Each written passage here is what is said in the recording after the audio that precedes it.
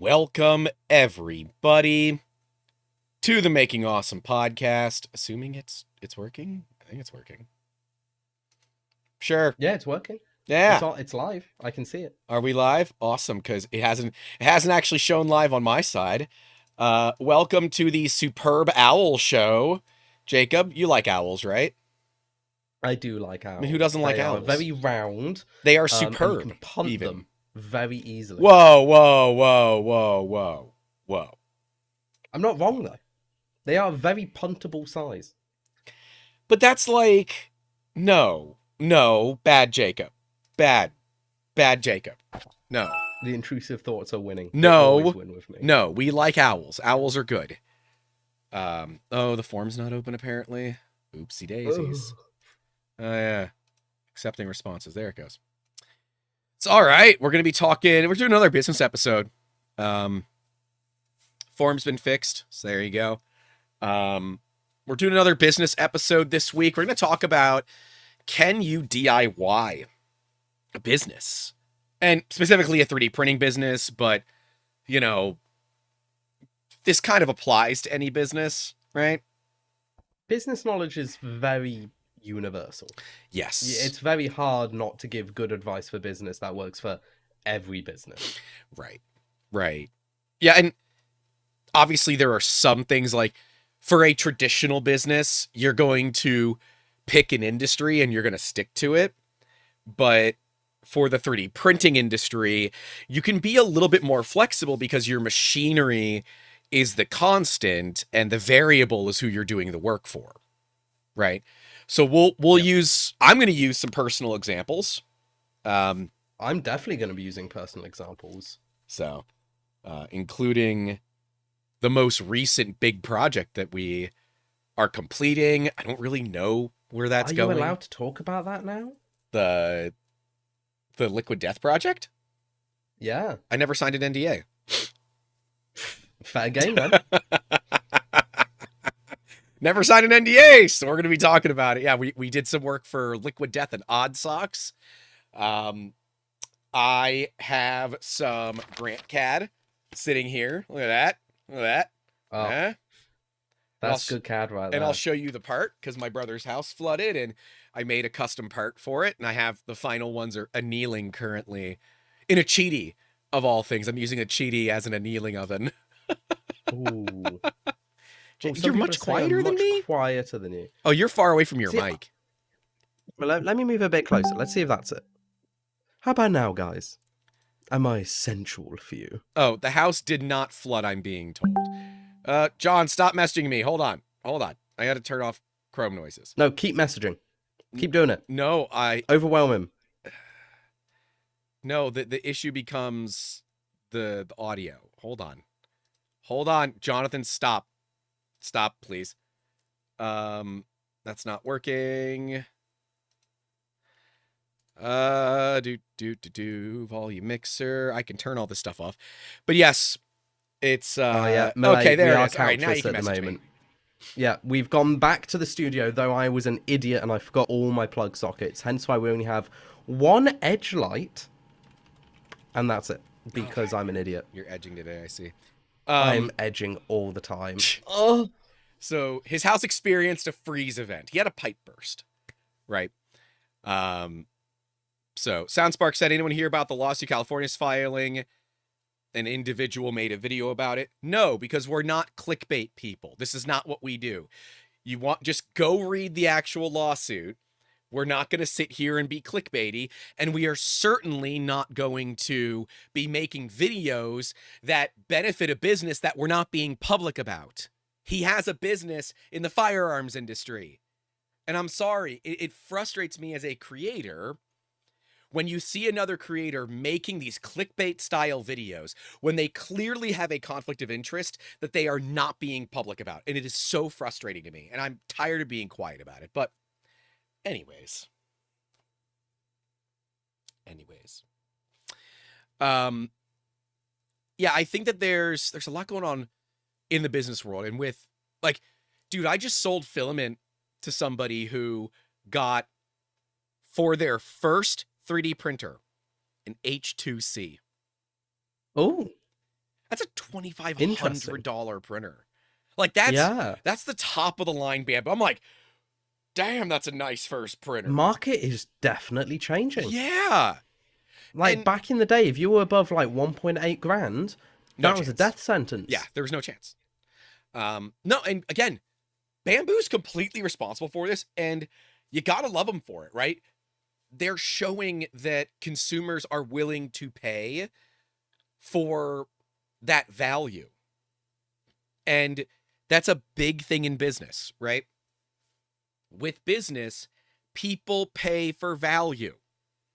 I understand that you might say, well, that's just too expensive. And maybe that's because you can make it yourself. But you have to look at the value that this does. So this individual happens to be disabled. I learned today that they are sight impaired, and they want to do a bunch of flexi animals and stuff. The H2C could not be a better printer for this, right? Really? All the color options, right? So you don't have to deal with 4 colors or less, right? You have all these different colors. Further, you can attach the AMSs, and it will, once you tell it what color the filament is, it will know what to switch to. So in terms of like a plug, play, and go, it's pretty cool.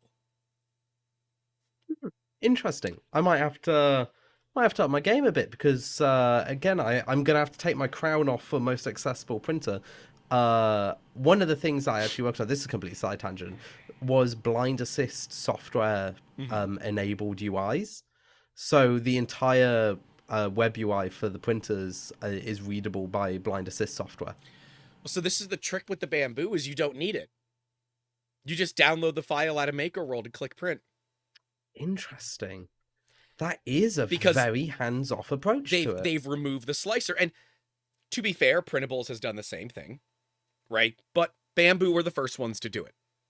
And this whole easy print thing, from a consumer standpoint, is amazing. From a business standpoint, huge problem. Right? It has, I would be scared to implement it if it was me. Yeah. Oh, and Dane, a.k.a. Doug, a.k.a. I'm coming for your kidneys, son, with the £2, saying you're a conflict of interest because you're handsome. I'm assuming he's talking about Jacob. But here, let's make sure that we thank the sponsors. Remind people to like and subscribe if they haven't. Huge thank you to Construct 3D for sponsoring this show. If you do want to pick up the UK's fastest 3D printer, a business class machine for a business class environment, now with the Construct 2 capable of up to 8 kilograms per day of flow. You might say, Grant, how the heck am I going to feed that? Well, you're in luck. There's a lights out production unit where you are able to just put a bunch of meals in front of this machine and form a filament, turn off the lights, and head home and let the machine do what it's supposed to do, make you some effing money. Check them out, construct-3d.com. Links, of course, are in that description down below.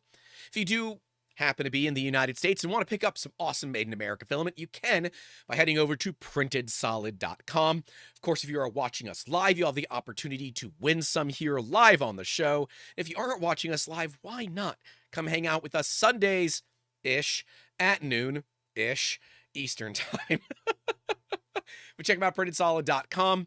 Of course, there's some big news in the industry, last week, where David Randolph has stepped down as CEO of Printed Solid. We now know that Joe Pruscia has assumed interim CEO position of Printed Solid, and they're now currently working toward finding a new CEO. So I'm kind of excited to see what all changes there. But I'm trying to think. Oh, and you know what? Screw it. Huge thank you to 3D Prima. If you happen to be in the UK or the EU and want to win some filament, I don't know, man. I'm sure Glenn would be cool with it. If you happen to be in the UK or the EU, fill out that form. And if you happen to win, we'll get you something from 3D Prima. And if they're not cool with it, I'll just ship you the filament myself. I just actually sold like 5 or 6 rolls of Printed Solid to that family this morning, so that's pretty cool. nice. Yeah, cool stuff. But yeah, you want to? I'll do my own. And a huge thank you to 3D Musketeers, me, this company, the channel, everything for making all of this possible. Of course, thank you to our patrons and YouTube channel members and people that donate during the show for making this stuff possible too. But if you happen to be in the Tampa Bay area or the Southeast United States, or, you know, willing to fly us anywhere in the world, we will help you with your 3D scanning needs, whether you are having really tiny parts or really big parts. We can help you out from the smallest of parts all the way up to parts that are hundreds of meters in size. If you want to check us out, it's 3dmusketeers.com. Links, of course, in that description down below. And of course, remember, it is completely ad-free other than these little interruptions that we do. You will see no ads as you are watching live here on YouTube. So if you don't mind, hey, kick or buck or two. So, yeah. It helps us out hugely. Yes. We have Web Pat K saying, for doing a stream on Super Bowl Sunday. I don't know what Super Bowl is, but I know what the Superb Owls are, and they're awesome. Yeah, I was told that the Super Bowl doesn't start until like 6:30. So like we're good. In theory, we shouldn't have any issues, but in just in case, I am wearing the appropriate shirt, says I'm on the spectrum and I'm dropping packets. So I am wearing the appropriate shirt for today. 3 p.m. Pacific, so okay, 6 p.m. Eastern. And just to create controversy and to get those comments up, which halftime show are you watching? You watching the Bad Bunny one, or are you watching the I Like Kids? I mean, I'm sorry, Kid Rock one. Which one are you watching? Which one are you watching? I'd love to know. GP3 Designs. I'm in the Super Bowl only for the Cadillac F1 reveal. Honestly, yeah, that's fair. That's fair.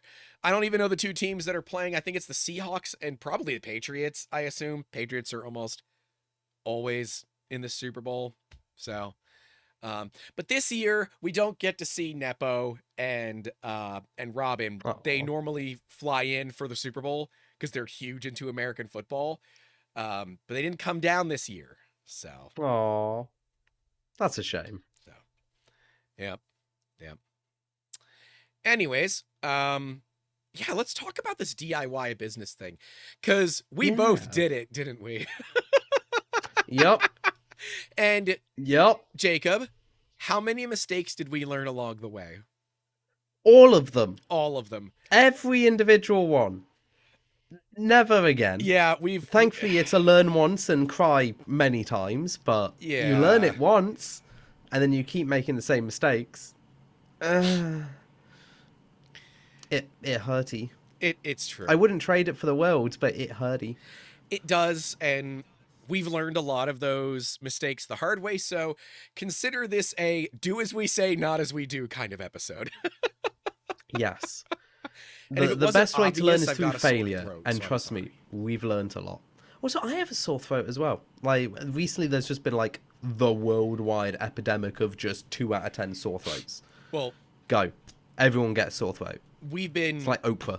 We've been dealing with my brother's house, and I think there was some mold in it already, and I'm assuming that's what this is from. Okay, but real quick though, he bought 8 commercial grade dehumidifiers off of Facebook Marketplace for pennies on the dollar. So far, we have 3 of them running, but Jacob, each of them are capable of near 40 gallons, 160 liters of water a day. Oh my God. So I want one. They're like 70 kilos though. I don't care. Like, do you know how handy that would be? Like, put the washing up inside, just turn it on and be like, it'll be dry in 5 minutes. Here, I'll show you. One of them has been annealing for 12 hours, so I can take it out. This is a custom part that I made on the Prusa HT90. Ooh. So this is Prusa ASA. This goes on the outlet for it. There's 4 screws that hold the blower in, but so we decided that 2 of them we shouldn't use. Then we can use the other 2, and then we found 2 more screws that we can use. But this converts it to a 6-inch dryer duct. And there is a hilarious video idea from this, which is to make the world's best filament dryer. Yes, please. We're going to use... In theory, it should be possible. If the air is dry, it will leach the moisture out, Yes, no matter the but temperature. Jacob, we're going to use a commercial-grade dehumidifier on a singular spool of plastic. What if you put 2 in line, so you're already drying the air, then it goes through one more time to make sure it's dry, and then you are just giving it the driest air possible? How many industrial dehumidifiers do you need in a line to just turn that like reel of filament into dust? Yep. Just Thanos it.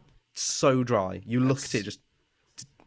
Yeah, and they're LGR, so if you look up like an LGR dehumidifier, you'll see they're capable of going sub 10% ambient humidity without any issues. Oh, wow. Yeah. Kind of ridiculous machines, but yeah. I am going to submerge a kilo of filament in water for a few weeks so we can have like regular wet filament and then very wet filament and see how dry can we get it. Do it with like nylon or something that is like really will just like... No, I'm not. Do it with PHB and then just pull the reel out after a couple of weeks and be like, where's the filament? Oh, it's all gone. You mean PVA? PHB should do it as well. It's PHB's like the stuff that's not printed solid. It's polar filaments. PHA. They do PHB. PHA are... You were close. You were close. Oh, there's Steve Builds member for 33 months saying howdy. Steve is continuing more live streaming today for machines that are going to be given away or auctioned off, I should say, for the Sanjay Mortimer Foundation at Smurf. So when we're done, we're going to send you guys over to check it out. But yeah, this is the part. It took 3 total revisions to get to here. It uses 280 grams of filament. And because these dehumidifiers are so expensive... Oh, it's raffled off, I should say. Thank you, Steve. Because these dehumidifiers are so expensive, I think this could easily sell for $150 to $200. Yeah. These units, I agree, even on eBay, are $900 used.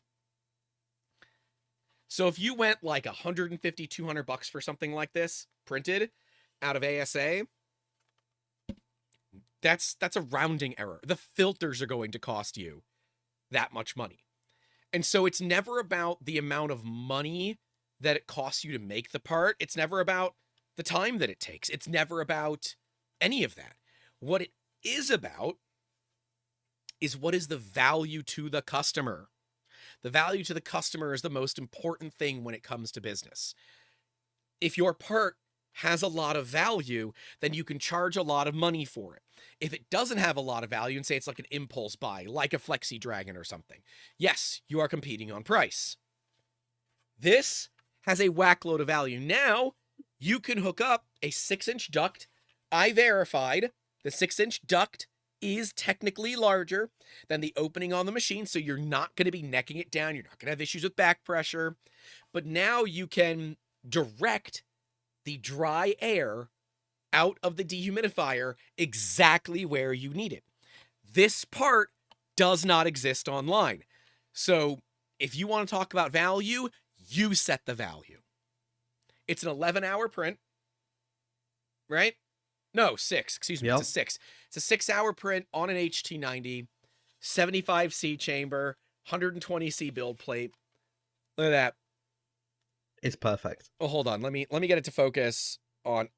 Oh, I don't know how to do this right. His face is in it. Yeah, my face is in it. Focus. Look at that. It is really nice. That first layer. That's ASA, homie. There was no brim. There was no skirt. There was nothing.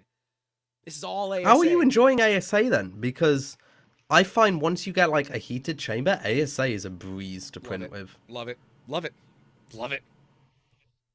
Yeah. I've really been starting to print with ABS and ASA a lot recently. And so you figure $150 to $200 for this? Totally fair. That print is solid. No, it's not solid. It's 3 walls and 20% infill. So it's not solid. But we are doing a challenge, 90 days to pay off an HT90. I know I haven't posted a video about it yet. It was supposed to go out next week, but there is a huge news thing coming out next week. We are not to discuss it on the air. You know what it is. You're under embargo just like I am. I know. I wasn't even going to say that because even hinting it is a little bit. Ooh. We're not hinting as to what the news Though, is. to be fair, we're under embargoes for so many things. It is funny. Yeah. Jeff T said I definitely put time into the design. I have like maybe an hour into the design. It's not bad. You know, ultimately it's the flange, the circle. This is a loft, right? So this is all done by the software to go from the rectangle to the circle. Square to circle. It's a rectangle. Okay, look at it. It's longer than it is tall. Nobody cares. Yeah, likely. Everything is a square as long as you squint hard enough. I don't know how I feel about that. But we will likely release this file to Patreon, YouTube channel members, and all that. So I guess this part does exist somewhere, but you can't find it. Like, where is the seam?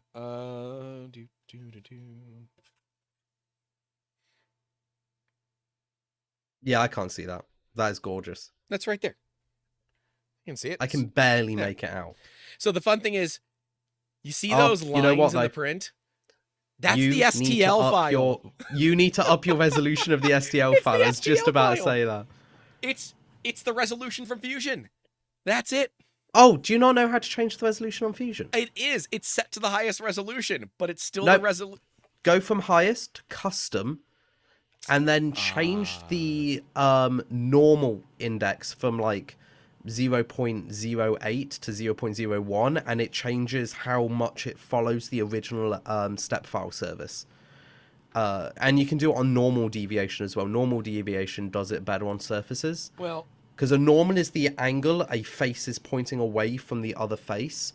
So if that curved surface is moving away and the angle is still pointing that way, it will add another face in to point closer towards the surface. So if you want to know something cool... Also, do not export as step. It does the exact same thing. No, don't. You can change the resolution on import. It does the same thing as Fusion, except you have slightly less control over how the post-processor deals with it. Going Fusion to STL is a better way to do it because it gives less problems with zero thickness manifolds. For this particular part, it is all about function. It is not about form. Yes, it looks good, but I could certainly sit here and really nitpick this, but I'm not going to because it doesn't matter.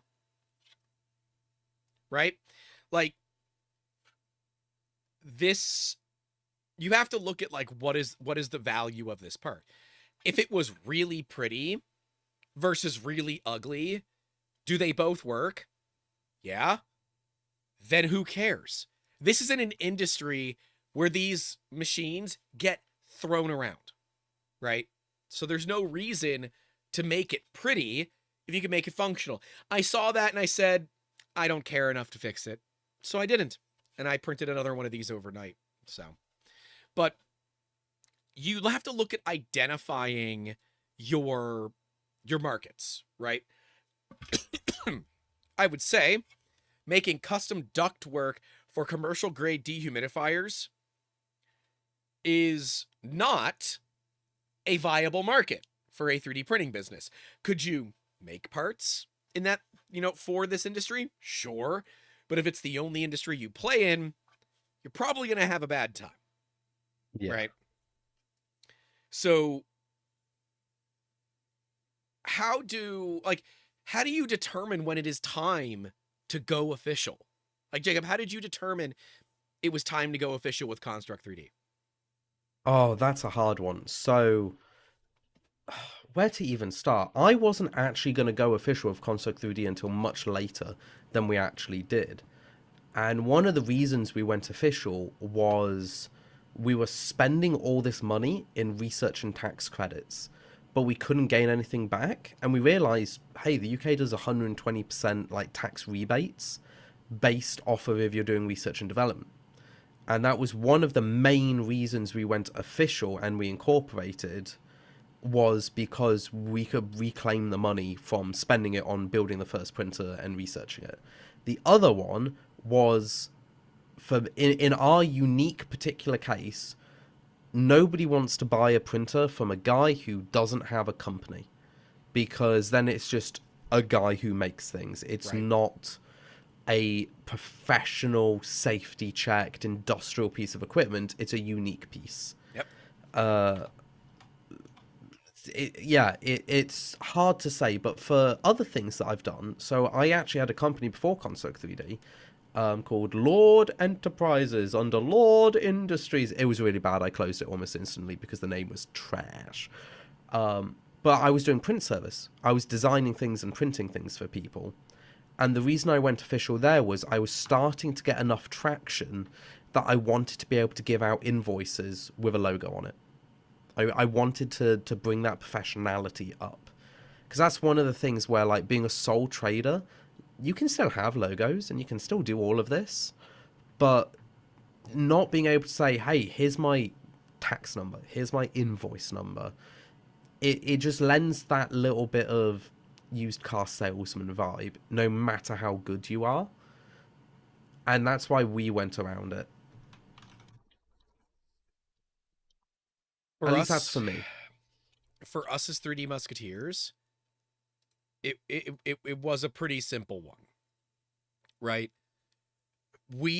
So in the US, you can actually operate to some extent without like an official business, but it ends up getting taxed as a sole proprietorship, at least in Florida. Well, that's a problem because yeah, so sole proprietorships, zero protection. I'm glad you said that. That was the other big thing I completely forgot about Corporate until you veil said it. piercing instantly. If anything goes wrong in the UK and you're not incorporated, then you have zero protections. Being a limited liable company is in the name LLC. It means what you will lose if you lose the company is limited to what the company owns. Yep. It doesn't mean I've started this business, I built a printer, it turns out it was a bomb covered in shrapnel, and then I lose my home. You don't get that loss if you are running an LLC. That's correct. That's correct. Yeah. That was the big thing for us with 3D Musketeers, is that we needed some level of protection. Right? We didn't want to just have that corporate veil instantly pierced, because you might say, "Oh, well, I have a business that protects me." That's not always accurate.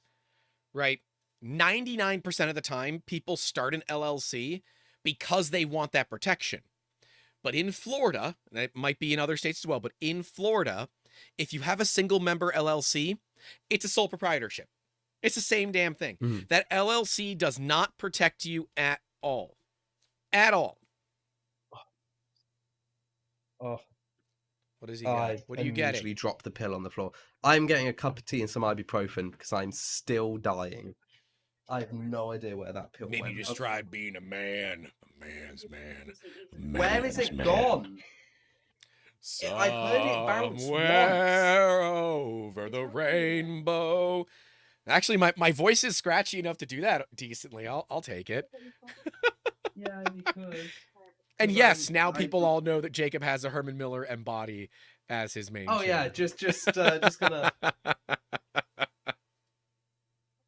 Can't hide money. Thank you. I have no idea where that other pill went. Okay. I have one ibuprofen now. Yes, his chair is indeed cool. It's so good. Like, you want to see something really nice? It's the way it flexes when you lean over. It flexes into the body shape that you've got. So no matter how slouchy you are, it curves to match your body. I can go on a I chair rant. feel I can. great. Because, like, I'm in a Herman Miller too, but I'm in an Is it Aaron. paracetamol? Buy them used. Just buy Herman Miller's used from, Yeah, like, just buy Herman Millers. They are so great, they're and they come. expensive, This but one had a 25-year warranty, 12 which on is the mine. only reason I bought it new. Yep. But yeah, Herman Miller. Also, if you want the embody, get the gaming version because the gaming version has slightly more padding. Because they know we're fat bastards who do not leave our chair for the Yes, entire day. you're fat, Jacob. Yes, you're fat. Hey, I've got a bit of a dad bod starting. Says the person who's also lost 8 kilos in a month. Yeah, no, I've gained weight. It's a problem. The pill is with the missing screws in your 10 mil sockets. It's just part of the deal. It's the gremlins. It's the 3D print gremlins. So Well, no, for me it's 13 mil sockets. My 13 Oh. mil disappears. It's the one I need the most as It's well. the It 10. just goes. It's the 10. It's always the 10. 13, you just use a half inch. A hammer. I have no idea where that pill went, but I will have to find it at some point because I That's have a fine. dog and paracetamol kills dogs. You'll figure it out. I have faith in you. It's fine. If anyone can like localize the sound of the pill bouncing No. using that They cannot. weird microwave like audio isolation techniques and tell me it's oh yes, it turns They're out saying it's in your lab. shoe. No, it hit the floor. It definitely hit the floor. Well. The bodies hit the floor. Schmitty said made you look. There you go. You did. And yeah, Steve, I heard it. Steve said 2.5 millimeter hex bits. I agree. 2.5 millimeter hex bits are the same way. That's like the most. I just common run over it, but it's gone missing again. I literally rolled the chair over it, and I felt it go crack, and now there's nothing. What the? Let the medication hit the floor. Don't need to worry about sockets if they're liquid. That's fair, Duff says. Okay, no, it's gone to the ether. Yep, I'm it's giving just up. gone forever. I'm just going to blow everything into the corner of the room with the shop vac, and I'm going to forget about it. You know what? That sounds like a valid way. Valid way to fix it. Ibuprofen. All right, because they know they can't trust you, so you have to do it yourself. So for a business, That was a good catch, by the way. I'm really happy with that left-hand catch, That's completely pretty good, off yeah. guard. Yeah, the you can put a flashlight on the floor sideways and look for the shadow. It's normally the best way to do it. Really doesn't help. My floor is white. Doesn't with matter. a white pill. You're looking for the shadow. Looking for the shadow of the pill. That's what you care about later. Tech Jeeper said, "Why would you blow with the shop vac and not just vac with the shop vac?" That's the joke. That's the joke, not JPG. I'm way too autistic to understand the joke. Because you're using a shop vac as a blower, not a sucker. Because you're the sucker. Oh. I mean, just also, I rarely hoover anymore. I just blow everything out the door when I'm in the factory. I'm just like, yeah, all the dust to the atmosphere. The ppm goes to 0 when it's infinite. Yep. If you just throw it to somebody else's problem, now it's not yours. Jacob, that's how we get to the environment that we are today. Ah, it's fine. I'm not doing anything like a plastics company. Yep. So we have in our notes here, the insurance, wages, etc. I'm going to be real straight. You probably won't be able to pay yourself when you first start your business. So don't. Nope. So, However- Grant, do you know how long I've been running my business for? I don't know. 5 years. Do you know how many paychecks I have taken from my business? 1 or 2. 2. Yeah. And that was just because I'm like, I need some money right now. And that was it. That was it. So we've been 10 years. I've taken a salary twice, maybe 3 times. But that was just to cover taxes. I answered the question. Yeah, but they were one-time payments. They were not like a yearly salary. Yeah. Um, I've only had a yearly salary once, and that wasn't through my own volition. We were forced by the government to give me a load of money to do a government bid, and part of that is you must have like a salary. So we had it as like the smallest number possible, and then when it hit my bank account, I just put it back in business. Yeah, that happens too. But here's the thing. Just because you are not paying yourself does not mean that your prices need to reflect that. Your prices need to reflect that you are paying yourself. And to be clear, if you are paying yourself under $50 an hour, stop running your business, right? If you are charging less than $50 an hour for your time, stop.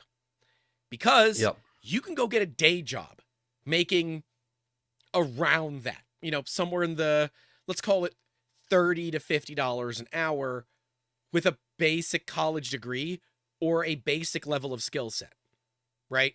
Yes, it'll take you a year or two to work up, but you have guaranteed pay coming in. You have to understand that when you're going to start a business, the only thing that is guaranteed is that you're paying taxes, assuming you're legal. Yep. But otherwise, there is no guarantee. There is no guarantee that you will be successful. It does depend on also what industry you're in, because $50 an hour is not that much. Like, Yeah. I will not take a job in the UK. Bear in mind, wages in the UK are a lot cheaper than wages in America. Like, a well-paying job is £25 an hour. That's well-paying. That puts you in the middle class. Like, just for reference, with me, basically self-taught for additive manufacturing and industrial design. Yes, I have some qualifications. They mean nothing. I have been told I had to learn this the hard way. This is one of those things that I had to learn the hard way, is what my hourly and daily rates are.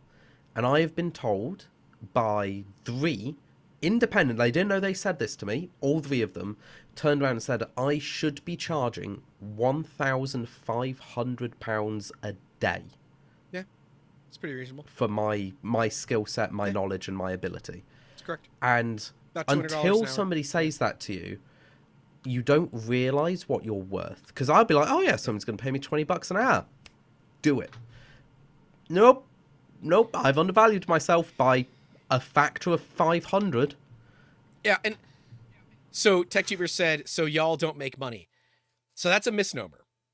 3D Musketeers has been profitable since... Well, we've been profitable every year since 2022. Yep. And prior to 2020, we were profitable from 2017. So 2017, 2018, yep. And I think we were profitable in 2019 and in 2020. We were not profitable in 21. I know that for sure because we had some pretty big capital expenditures. But the YouTube channel is why I can't take a paycheck. It's exactly why I can't take a paycheck. If it wasn't for the YouTube channel, we would be, well, I would have a very nice paycheck. Let's just go with that. Yeah. I mean, Construct 3D is in the same position where we've done the impossible. We were profitable in 2.5 years. Mm-hmm. Bear in mind, like every consultant you go to tells you if you're going into manufacturing, 10 years. It will take 10 years to become profitable. If you're fast, 6 to 8 years. We did it in 2.5.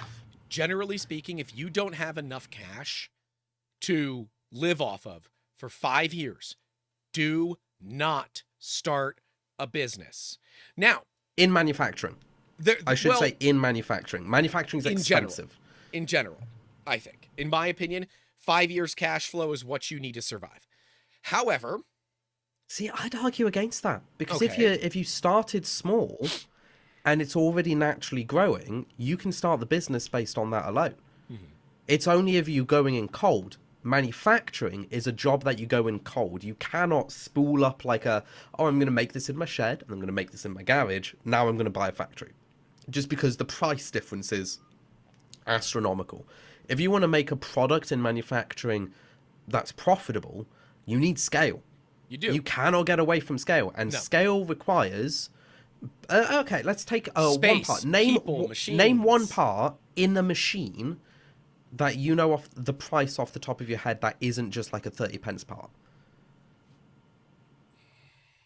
Hot end.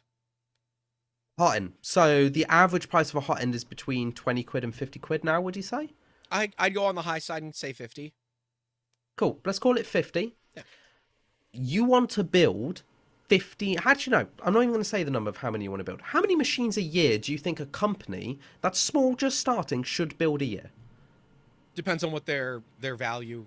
It depends on what their sale price is. Call it middle range value, so $1,000? $1,000. $1,000. You would want to sell at least 10 machines a month, I would think. Cool. 10 machines a month times by year, that's $120,000 $120,000 in sales. And now take that 120 machines, times it by 50. Yep. That's your cheapest rate For to your even hot ends. start manufacturing just for your hot ends. Yep. You need money. And money can't just appear unless you destroy your soul or get an investor, which is also destroying your soul. That's manufacturing's downside. There is the possibility of infinite money at a very high upfront cost. Ask Luke But from for Luke's other Lab all about businesses- this. With the Pika, he had to buy a friggin' Swiss mill, right? Yeah, He that's had to not cheap. spend, I would assume, at least $150,000 or $200,000 up front. And then this machine, in theory, automates making nozzles and pieces like that at $5, $10, $20 a pop. But you have to sell all these to pay that back. It's called the amortization rate of the machine. And if you're not able to amortize out the cost of your machinery, then you don't have a business. So Tech Jeeper asked, what does that even mean? The YouTube channel costs you all of your revenue. Yeah, most of it. So for those that don't know, we have like a 8-person team behind 3D Musketeers as a YouTube channel, 3 editors, a copywriter, Mad Cat, hi. We've got 2 graphic artists on staff right now, and I'm trying to think of who else we have. I guess we have Jacob. He takes some of the profit. That is true. You know, and on average, the YouTube channel costs $3,500 to $4,000 a month to run. On average, it currently brings in like $1,800 to $2,000. So run those numbers, kids. The YouTube channel has and will likely be for at least, technical writer, Mad Cat says. YouTube, unless you're going to be doing it all yourself, is not a profit driver. It is a lot of time, right? And so TechJeeper says, then from a business standpoint, why YouTube? Marketing? Yes, there's a marketing aspect to it. Social validation, social proof, right? Oh, how do we know you know what you're talking about? Go look at my YouTube channel, right? I don't have to sit here and validate to a random person why I know what I'm doing. Go watch my YouTube videos. It's very clear in those YouTube videos that we know what we're doing. The value of the YouTube channel is that it also lets us travel around the world. A lot of the expenses on the YouTube channel are tax write-offs for us. So that's awesome. There's a lot of like intangible benefits that isn't just dollar the mental health side of it. Like, I love making videos. It's a lot of fun. Love being a part of this community, love having that reach out, but also being able to go to events and, you know, like, dude, last year we went to Sweden and China and Prague. I'm trying to think of where you came with us. It's Germany. Sweden, China, and Prague. Germany, yes. And Germany. And at least for most of that, the only expense out of pocket was editing and time. Right? Yeah. We got our overall expenses covered to do those events. And that's we a lot gained of fun. a load of intangible benefits that isn't dollar signs, like the networking. Sometimes the most valuable thing is networking and marketing. And you can't attribute money to a meeting you have behind closed doors that can change the direction you're going in. That's correct.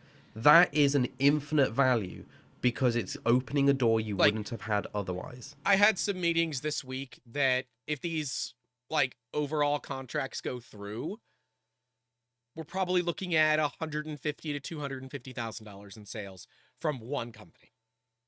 Okay. And it's all 3D scanning. So like it's great money per hour. Will it happen? I'm not banking on it, but it'd be cool if it did. Right. And I understand where my brother said, me with a full-time job, want to know where I went, work home, work home. You went to Hawaii last year, I'm pretty certain. Maybe it was the year prior, but it was for a wedding. And you could take time off to travel with us because you are an executive of the company. The company would cover your expenses, but you have to take time off work. Oh, it was 2 years ago. Okay. Well, nonetheless, yes, there are a lot of intangible benefits from YouTube. I have never, ever said that at this size of channel, with the team members that we have, that it has ever been a profitable business venture for us. If anything, it is only ever profitable Q4, but this past year it was not profitable in Q4. So, if you are a full-time creator, and especially when you're in a lifestyle creator, so if you're a travel YouTuber, you're a vlogger, you're a food person where you can film content anywhere in the world doing anything, you have a much better chance of getting sponsorships. When you're a tech YouTuber like we are, and you're heavily niched down, we're not like a Linus Tech Tips or an MKBHD. You are a 3D printing specific YouTuber. Your options for sponsorships fall heavily. And we recognize that, and that's okay. We are debating on starting like a travel vlog channel, which is kind of funny for all the traveling that we do. I'd be up for it. I think it makes sense. Like, we're already doing the travel anyways, but it turns the work vacation kind of thing that we try to do into it's just pure work. So, things to think about when you're thinking of like, oh, I could be a YouTuber and make a bunch of money. No, you're going to work a whack ton of hours, and unless you have a formula that works, and there are some, like Zach Friedman, for example, has a great formula that works, and he's done his research. He knows what works. I like to make stuff made here. There are these channels that very clearly have a formula. Whistle and Diesel. These channels have formulas, right? Their videos are nothing more than a mathematical equation of how many views can this get. But then there are creators like Cletus McFarlane and some of the car YouTubers that are more vloggy, like day in the life, and it works out really well. But you can never assume that you will be just like them. So, Mike C8101 said, do you do employer contributions to a 401k? If we had employees, yes. So here's the trick. We don't have employees. They are contractors. And you might say, oh, you're abusing the employee network. No, we're not. They don't work enough hours. That's how it works. They don't work enough hours. Most of them have other jobs. If they don't have another job, that's on them, not on us. Some of them are still in school, right? So our graphic artists come out of Ringling College of Art and Design. They're still in school. Solo 401k. You're funny. You're funny. I do need to set a Roth IRA up. I haven't done it yet. I need to do it. You're funny. You think we're able to save money for the future? Like, look, again, this show is more of a do as we say, not as we do, right? Jacob chose an industry to manufacture 3D printers, but specifically chose a B2B, B2G, and B2E. It's business to business, business to government, and business to education. Education, yes, education. His machines cost more than your average bamboo, right? So his sales numbers are going to be lower. The value is higher. It might take you a while to find your stride, but that's okay. There's nothing wrong with that. But you have to be willing and understanding of the fact that this can take time. You're not going to, at least for me, go to Sunbiz, register my company, pay the $300 or whatever it is to register the company, and then go out the next day and start making profit. It's unlikely. It's not that type of industry, and it's not what we set out to be. No. And plus, there is another side to doing it the way we did. We already went into it with the mindset, it will take 10 years to make real profit. Yep. But that's the bet. That's the gamble that we made, was if we just do our best for 10 years, we can retire early. And then guess what? My retirement is going to be making more printers, because honestly, that's all I want to do. I have so many stupid ideas. Or it's traveling the world and making videos, right? Like, yeah, you know, it's having the life of I don't have to look at my bank account every time I order a takeaway meal. that's right. And I do that every time. Plus, there's the intangible. Yeah, we are making a profit, and it's not great. Not enough that I want to take money out of the company, because I'd rather take the money that goes into me to reinvest it into marketing and business growth so it grows faster. But it's also meant that I now have a skill set that is irreplaceable and cannot be taught. Yep. It's one of those things that if I did, say, leave Construct 3D, I'm now applying for CEO roles. I'm applying for factory management You're roles. C-suite. I'm not maybe not CEO, C-suite for sure. Although I know of a Definitely in the company C-suite. that needs a CEO role filled. Eh? R.I.P. But no, like I am able to now do jobs in a position that normally is for old white men. Like, you need to be 75 years and older to apply for this position. I've done it, and I'm 28. I hate that, because it is a very racist and sexist thing. But statistically, it's not. It's wrong. not inaccurate statistically. Honestly, it's my favorite thing to life. say whenever anyone asks me, like, how did my meeting go with, like, certain people? And I'm just like, what did you expect? It's a room full of middle-aged white men who doesn't know a single thing about the industry they're in. And they're like, got it. And then I move on.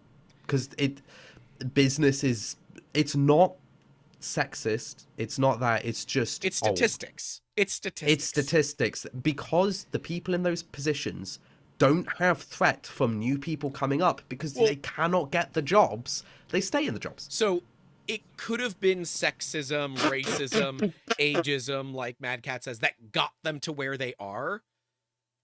But you'll notice the difference of CEOs, right?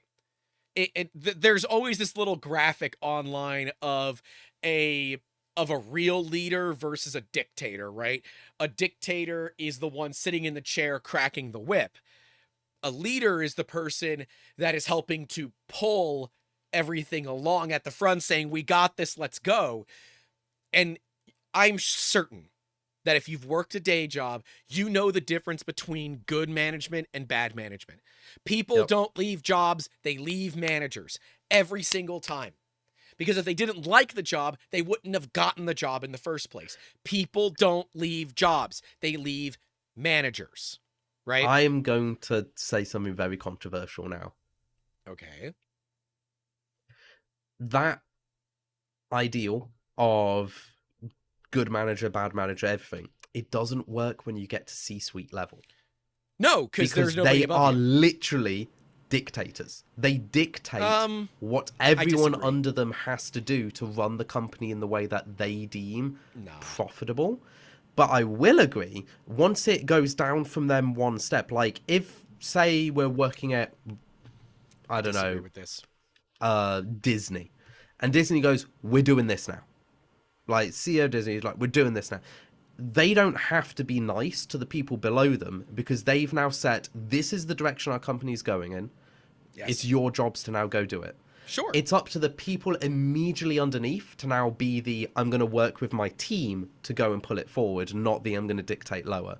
But for C-suite aren't bosses. They are, by definition, dictators. Oh, they don't have to act like them, though. They don't. No, they don't. You can be a good dictator or a bad dictator. I just don't like the thing where they're like, oh, my bosses are awful. And I'm like, your managers aren't bosses. They are management. Yeah. They aren't your boss. They might be in like the colloquial, oh, my boss is this manager. But if there's a boss above them, they're not the boss. They are just arms of the boss. It's up to the arms to not slap you around the face the moment you do something wrong. They need to help and nurture you to make it better. I got some opinions, but Jeff T490 with the 1999 said, you guys are a wealth of knowledge, greatly appreciated. Thank you very much. K2 Kevin dropping some knowledge, saying many contractors are also entrepreneurs doing their own thing. I love using contractors. Employees are a huge overhead, and they are. They are a massive overhead. We have looked into bringing on some of our editors as employees. They make less money. They will make less money that way. And instead we said, okay, we'll just add more editors so we don't, and we have to make sure that we are abiding by the laws. So we had to add more editors. But yeah, okay. So I am the CEO, right, of 30 Musketeers. I answer to the cat, to be clear. Yep. But I tell the team, success, it's on them. It's on them, right? Failure, it's on me, right? The buck stops with me. And that's a good way to do it. Yeah, it is nobody else's fault other than my own. If something goes wrong, it is because I did not do a good job of planning for it. I did not do a good job of training everybody. It is my fault. If there is success, it is because they did a good job. I have nothing to do with it. It's not my job. The buck stops with me as the CEO. It is my job to make sure that things work. It is their jobs to make sure it's done correctly. If it's not done correctly, it is my job to deal with the fallout, not theirs, right? We had an instance where something was not done on time and it cost us a lot of money, like a few $1,000s. I had a discussion with the staff member responsible saying, hey, this problem, this doesn't work. As far as the customer knows, I'm sorry, I dropped the ball on this. I will make sure that it is done for you as quickly as possible, right? We're not going to throw our team under the bus. That's bullshit. We don't do that. Only bad bosses do Only that, bad because bosses they want will to sit there save their and- own ass. Yeah. Now, mind you, And I should say just on that, people pick up on it. yes, If companies don't care if mistakes get made, they expect mistakes to get made. People understand mistakes happen. Throwing people under the bus might make you, the person on the phone to them, feel a bit better, but it doesn't look good on the company. It doesn't look good on you. It doesn't look good on the employee you've thrown under the bus. In reality, you feel a bit sad for the employee that was thrown under the bus. yep, Owning up to a problem and just be like, I'm sorry, this happened. This is how we're dealing with it. This is what we're going to do to make it up for you. That is worth more than sometimes doing it right in the first place. because at the end of the Because day, they appreciate the honesty. your customers don't care whose fault it is. All your customers care about is getting it done.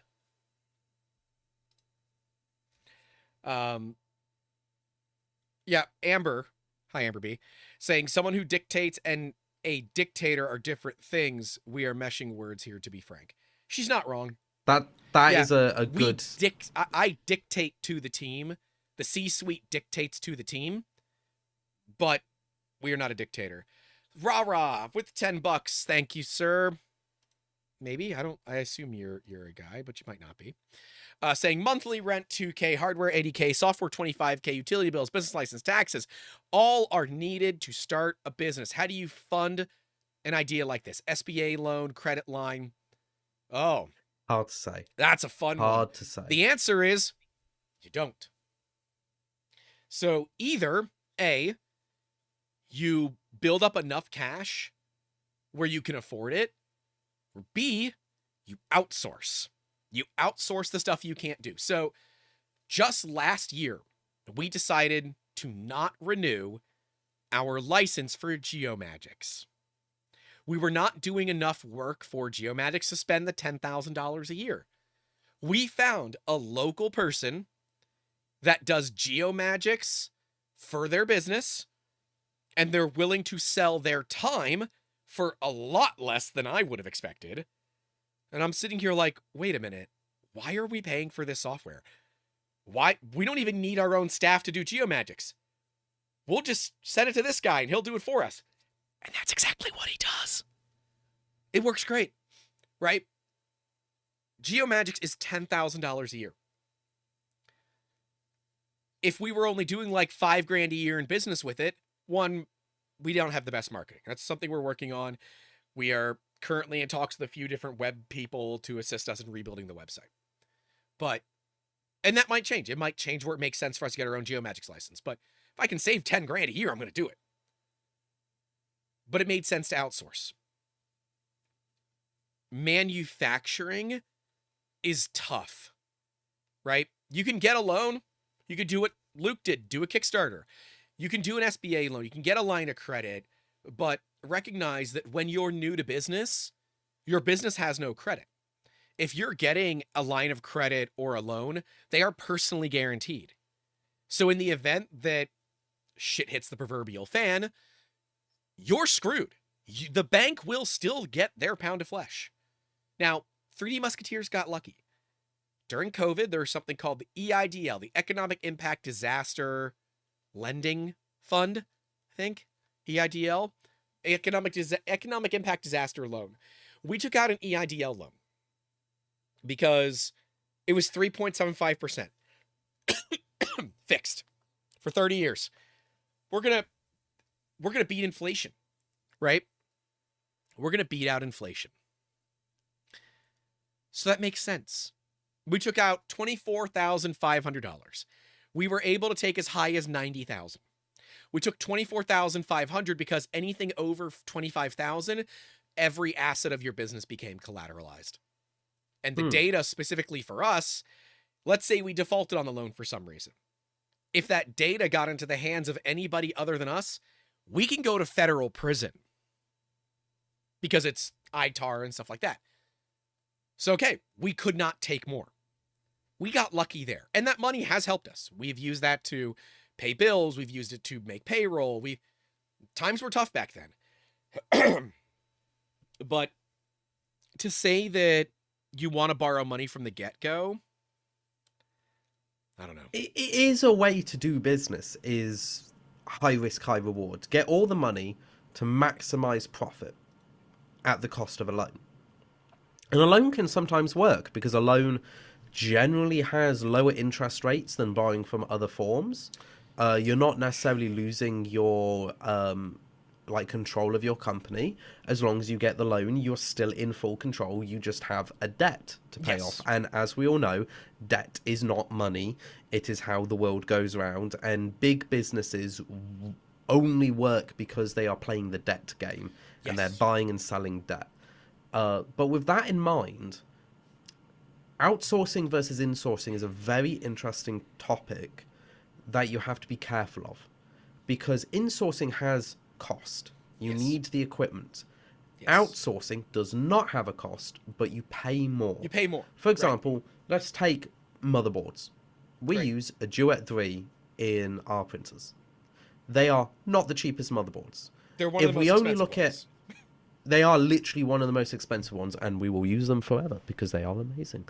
But if we look at raw components and then go away from we're buying the components, putting them on the board, and then doing that, to we're making the raw components, there's only going to be like $10 to $15 of material and $10 to $15 of labor to go from $30 of raw material and labor to a 200+ pound motherboard. Every step you insource means you get more profit. And that's where the loans make sense, where your product is only profitable if you insource everything.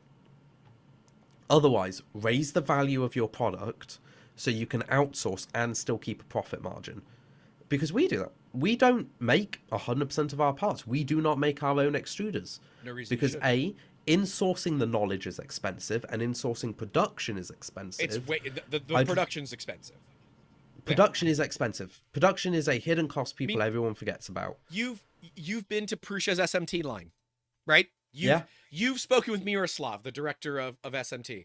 We love him. He's great. 10 out of 10 guy. He is great. But, dude, that room has $500,000 of equipment in it. Right? Easily. Each of those pick and place machines, $100,000. Yep. Maybe a little bit less, right? So unless you're going to shell out $500,000 in equipment, probably another $500,000 in staff, You're outsourcing home slice. But that's not a bad thing. It's not. Now, you could do what Jacob does and just buy a board off the shelf. Prusa ran into a lot of issues with sourcing during human malware. Yep. Right? They ran into a lot of problems with sourcing, as many companies did. But because of their commitment to use as little made in China as possible, they want to keep everything as made in the EU. They did everything they could to control their lines, which is expensive, time consuming. It is, well, it's intensive for labor, it's intensive for space, it's intensive for utilities. Vertical integration is intensive, right? If you're willing to accept the challenges that come with it, things like, oh, you launch a brand new machine, index, and everybody wants one, index. Oh, crap, we have to up our production. Our production's already at capacity. Well, guess you gotta wait. Yep. Nobody wants that. Nobody wants that. What people want is they want stuff now. And unfortunately, the EU just hasn't really figured that out. China has. And it's why you almost never wait for a bamboo, but you'll wait for a Prusa. Part of the deal. David kind of showed up with the $10 saying, I would love so much to work with you. My day job, on the other hand, love the work, hate the management culture. Yeah. I can't say that we're perfect, right? I'm trying to do better about, disciplining employees privately or staff members privately rather than doing it in our Discord channel with the other staff able to see it. But I think that there's value for everybody to see how we handle staff issues, right? But meh. It's been discussed and I'm trying to do better. I know I'm not perfect at it. I would argue like that is like the equivalent of a stern telling off in a public space. Like if you're on a shop floor, I'm not going to drag an employee to another room because that already feels weird, because that's singling them out, that's getting rid of their area, it's making them feel caged in. Yep.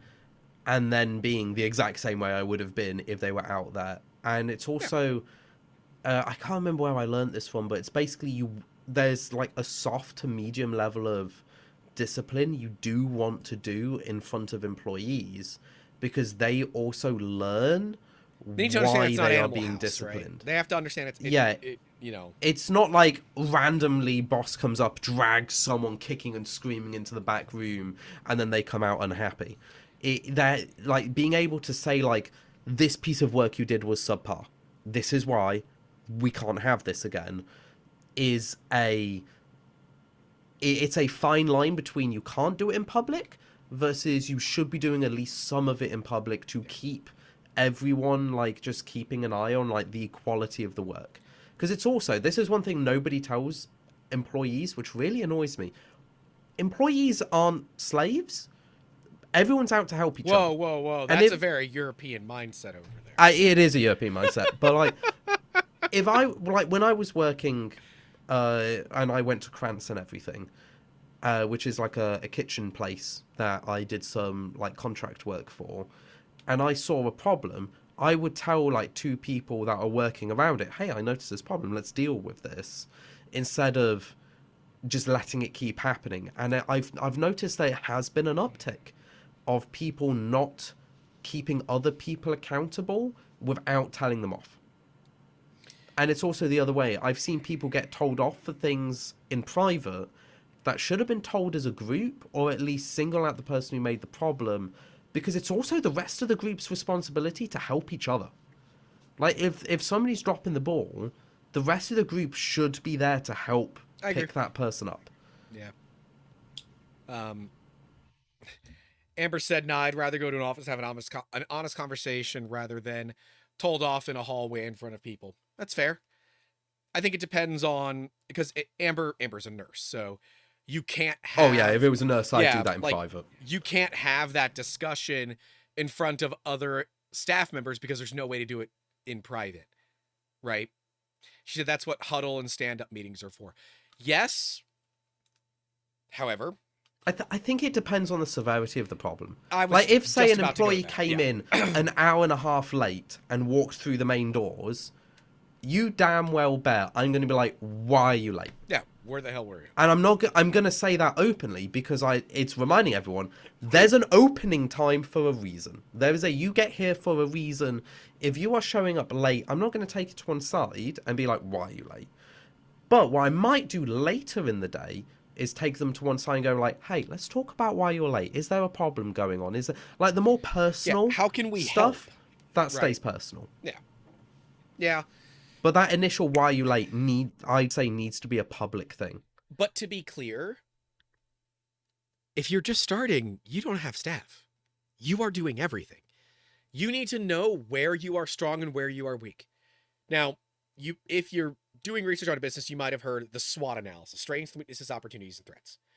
Learn it, love it, live it.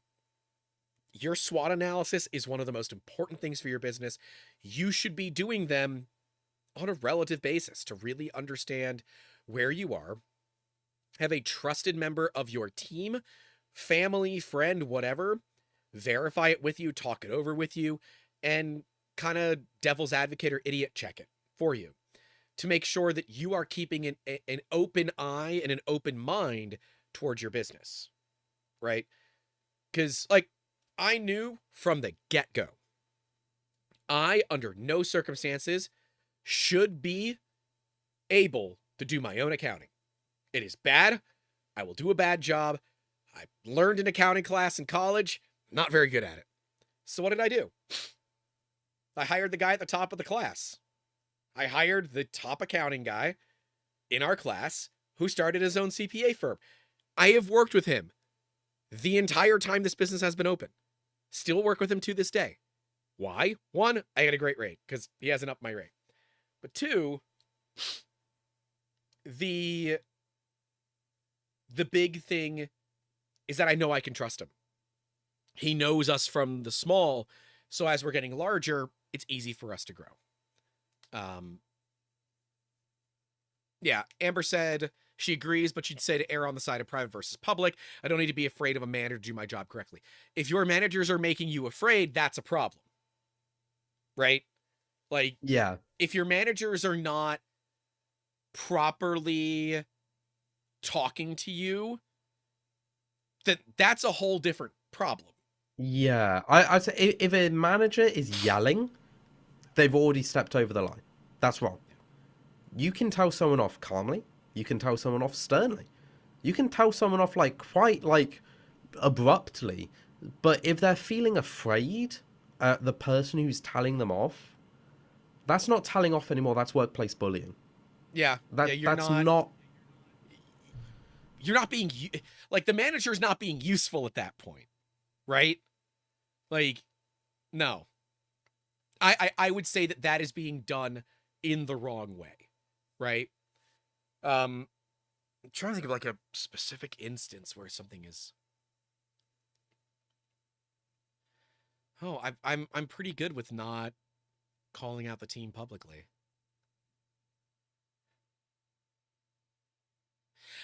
It's been brought up once. I'm trying to think of.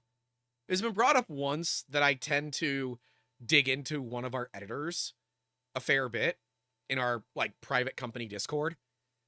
Like, well, you're right. But if they actually did everything I was asking of them, this wouldn't be a challenge either. So I would argue there's selection bias on that because there could be. It always looks like you focusing on someone if it's the same person, but there's a reason that you have to do it sometimes.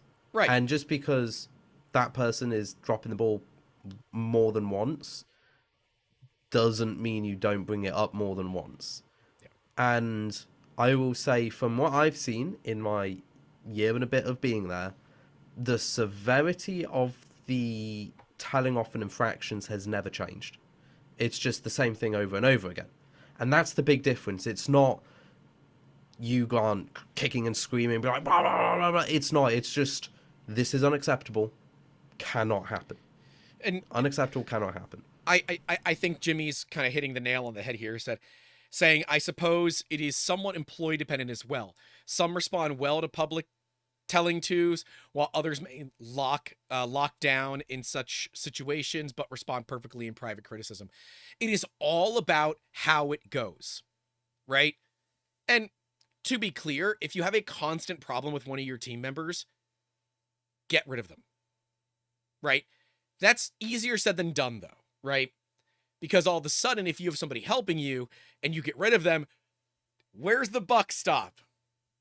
With us, with the CEOs, with the C-suite. So then you have to take up their job until you can find a replacement. It is harder than you think. This whole idea of hire slow, fire fast, it works great in corporate America. It is very difficult in small businesses. Because It is. if you are like, I can't edit to save my life. You guys do not want me to edit. If I said tomorrow, we're firing every editor. Channel's done, guys. That's it. We're only doing live streams from this point forward, right? We are not, because I don't have time. And unless, the booger sugar gets cheaper, I can't do this. You know what I mean? So you have to know where your weaknesses land. Because if you're not aware of them, you're going to find yourself agreeing to something that you can't do. Right? And that is probably the most problematic thing. It's like, yep, if pretty much any business, if their entire team went on strike for any department, if any one team said, F you, we're out, that business falls apart overnight. And that's why we have scabs, people that break the union lines and work when the unions are picketing. I think, wasn't it, I feel like it was a thing in New York where the nurses were picketing, where they were striking, and the hospital was offering like $50,000 for basically to pay you to be a scab to break the union line. I'm like, damn, that's a lot of money. That's a lot of money to be a piece of crap. Is that worth being a piece of crap? I'm like, ooh, that's pretty close to being worth it to me. For a month, by the way. 50 grand for a month. That could be worth it. That's not bad. No, that's pretty good. 50 that's grand, a level of math that I'd be thinking about quite hard. That's over $500,000 a year. And a lot of you would do some dumb crap for $500,000 a year. Just saying. Thankfully, Amber has more of a conscience and she's not in New York currently. She's a couple of rooms over. And GP3 Design says, could have paid that $50K in the first place. Murica. Agreed. Pirate Pretty said probably do it $50K. Yeah, exactly. $50K for a month. Now it was 4 12-hour shifts a week. I think it might have been 5, but I think it was 4 12-hour shifts a week. You burn yourself out in a month, but you do rich. Yeah, everybody's got a price. 5 HT90s. That's a way to put it. It's less than 5, it's 4, but that's a way to put it. Yeah. Everybody has a different managerial method. I will say we've never had staff quit. I've only ever terminated 3 people in the history of 3D Musketeers. And our turnover rate is like 1 or 2 a year right now. Why do they leave? They get poached. Like, I was talking to my dad about it. I think it was my dad. I don't know who the hell I was talking to about it. About hiring more creatives for our team. And using the chances are you're going to get poached for 5x what we're paying you by Disney, Sony, or some indie game company who's going to poach you. Come work with us for a bit. And like that's like the way that we hire people. And we're like, yeah, we know these companies watch for who we hire. And then when you get to a certain experience point, they offer you way more money than you're making here. And then you leave. But I don't know, it just feels weird. But look, we've had some team members for almost 10 years, guys. Like, People like working with us. You want to I build mean, the environment for your team that you want to work in. If you don't want to work in the environment, why would your team want to be there either? If you dread going to work, do you think your team's going to like it either? Be the boss that you've always wanted, right? Talk to your team and modify how you handle yourself for them. If you have good team members, be willing to be flexible for them. Just saying. good team members are worth their weight in gold. If you 100%. can find the right person for you, do whatever you can to keep them. Just straight up keep them. Because with the right dedicated team, you can go from nothing to everything and keep those members along for the entire ride. I would say the only thing that we fail at, because I always forget to do it, is like adjusting people's pay. In my head, if they need more money, they're going to come ask me, right? But we don't do the market adjustment very often, like, as the value of the dollar changes, as inflation goes up, because it's not something that's on my mind. And I tell the team, if you guys need to get paid more, please come talk to me and let's negotiate. Let's discuss why you should get paid more. And inevitably, whenever I say that, like 6 people make one-on-ones with me and we get to renegotiate. And it's never done out of jest. I think we all just kind of forget about it. And it's only when someone does it, I'm like, oh shit, that's right. We haven't really done a market adjustment. Let me go through and see who hasn't had a raise in the past X amount of months or X amount of years. And let's adjust their pay instantly. And then let's get them in and let's talk to them and see what skill set they've learned since the last time we set their pay and see how we might be able to pay them more. Right? We want to pay our people more. Because when we pay our people more, we get to charge more for them. Madcat / me raised his hand. Hey, you know how to reach out, homie. Let's talk. It's that simple. Always happy. We got to get you doing more technical writing too. That's the other thing we got to do. We are underutilizing Madcat as a staff member. And I feel bad about it, but dude, I get so taken up by all these other things. It's difficult sometimes to keep up. And it just 6 months pass by in a blink, right? You understand this. Yep. It disappears. Time, when you're running your own business, vanishes in a blink of an eye. Yep. You breathe, a week has passed. Yep. You breathe twice, a month has passed. And you're like, whoa, where's all my time gone? So like, I have no idea where my time's gone. Because he's here, I'm going to use Madcat as the example. Madcat is the perfect example of know when to hold when know when to fold him. So I had made an offhanded comment that we were like looking for people to help us do technical writing. Madcat's been in our Discord forever. He's like, I think I could do this. It's like, I do writing in my day job. And he's like, I don't believe in AI. I don't really use it. Madcat is older than I am. We'll just go with that. Madcat is older than I am. If he wants to put his age in the chat, he can. But Madcat is older than I am and is more old school trained, like formally knows how to do his job, than relying on vibe coding or vibe writing, right? And so he churns out really good articles. And he calls me out, says, do more with the stuff I turn out. He does turn out really nice stuff. I have nowhere to put it right now because we haven't found the right person to build up the actual effing website.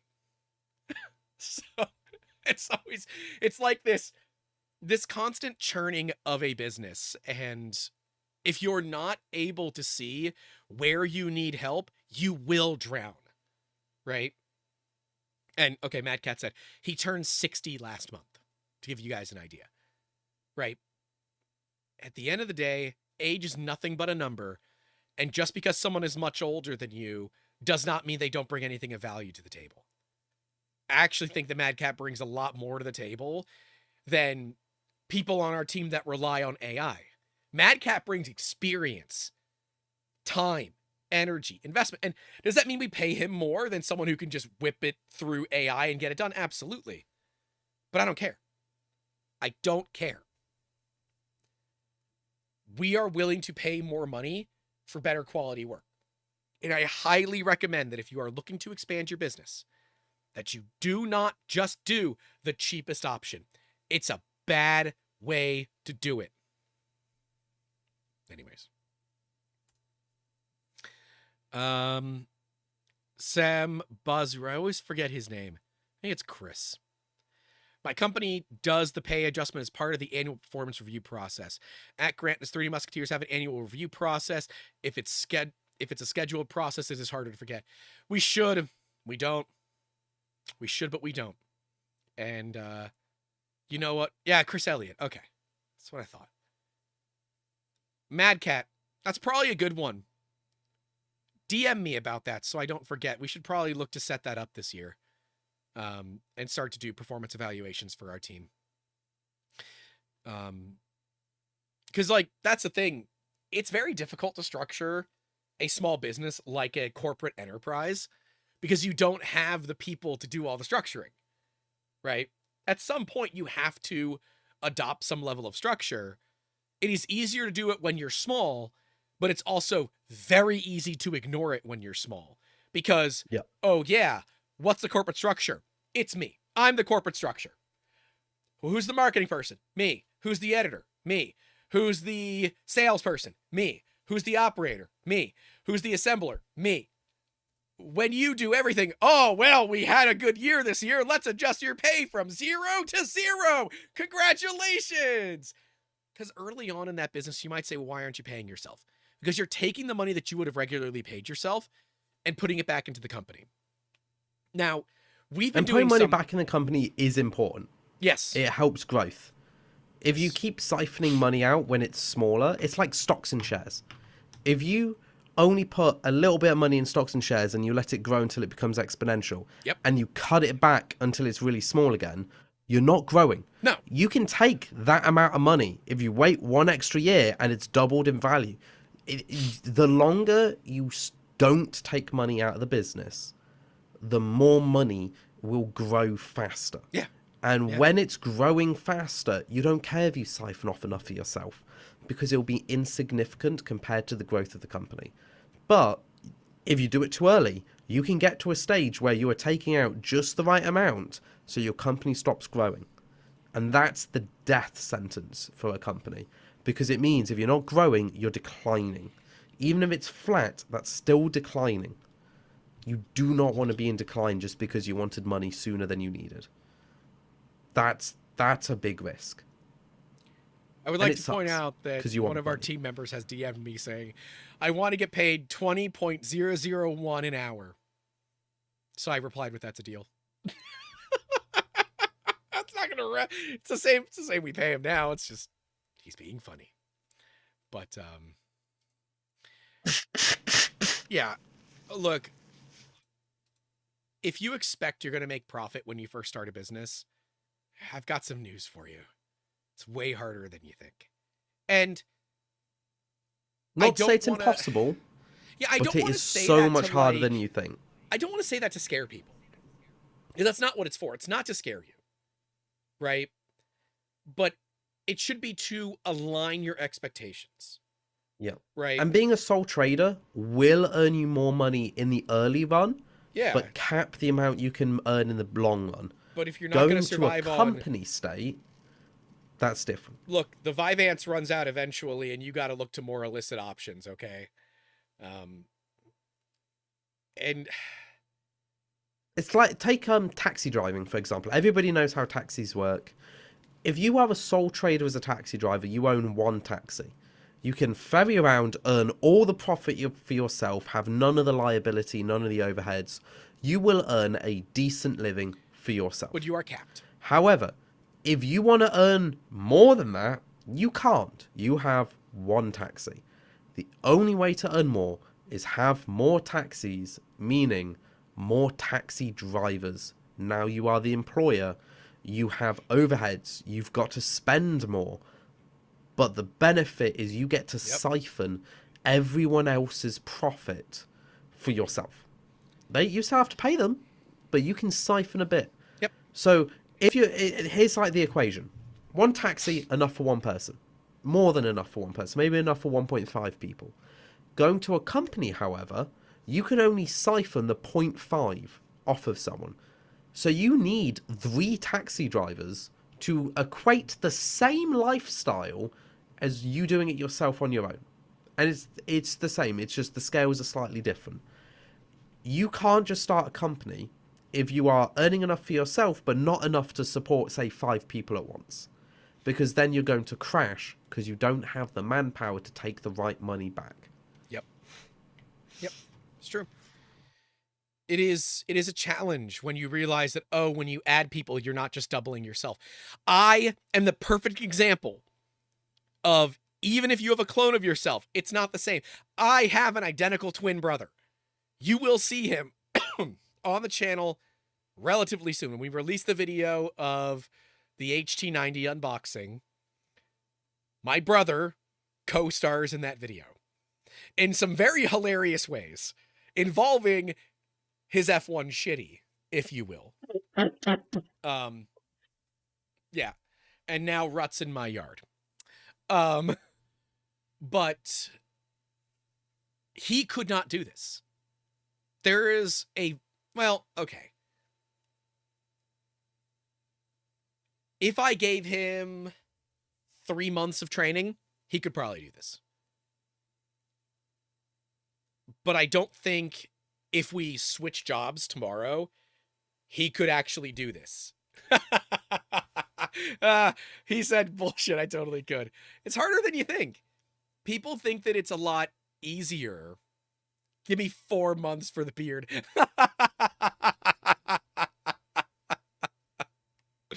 Okay, fair. You shaved yours. You could have left it. But, he works a good government job where he gets a pension. Right? Oh, fancy. Yep. Yeah, works a good government job. And for him, that's a better move. Now, he is a part of the business. He is the chief technical officer of 3D Musketeers. He routinely sits in on meetings. He always helps. He gets on me when I am way too ambitious with what I want to do with our tech side of things. He said, enough, and I'm not trading running around with firefighters. With the firefighters is fun. He doesn't want to trade a sedentary desk life, talking to people on the internet about their 3D printer problems for running around with firefighters. So, I think I need a big, server rack because I like them. I think they look cool. We're going to be rack mounting everything. He's like, you don't need a big one. I'm like, but I want one. I have no space for one. But yes, Millen 3D Studio, there is another one of me. And it's weird. It's weird. But so, okay, you've incorporated. You understand what your strengths and weaknesses are. You know the basics. How the actual hell do you know who to sell to?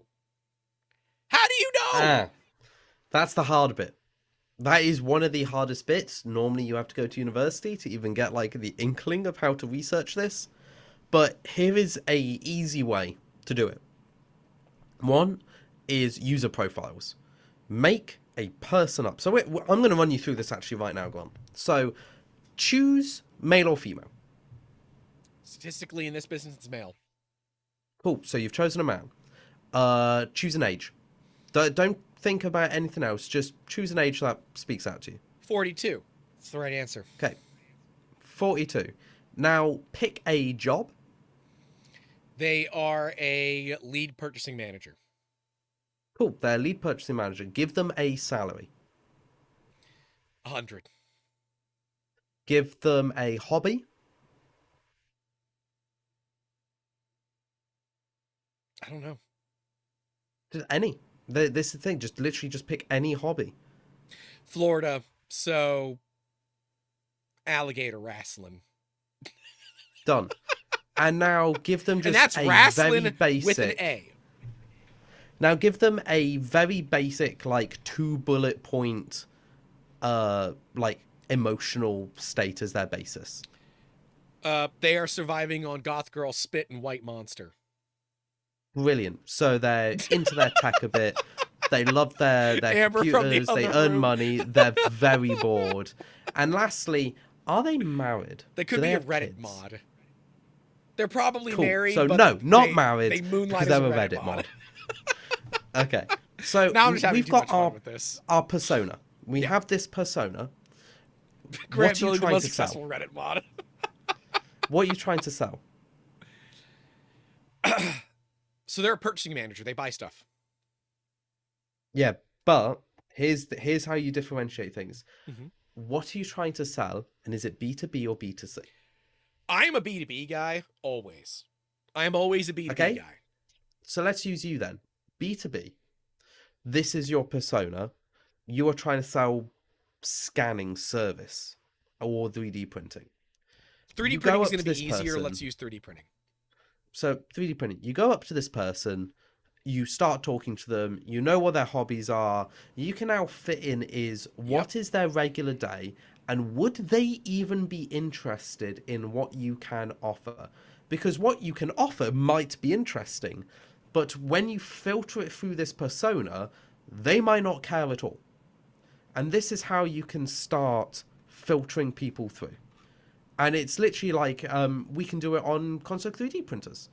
I'm going to go B2C for this ideal, which is I'm going to pick a random number on a random number generator of 81. So they're 81 years old. They are female. They work in textiles.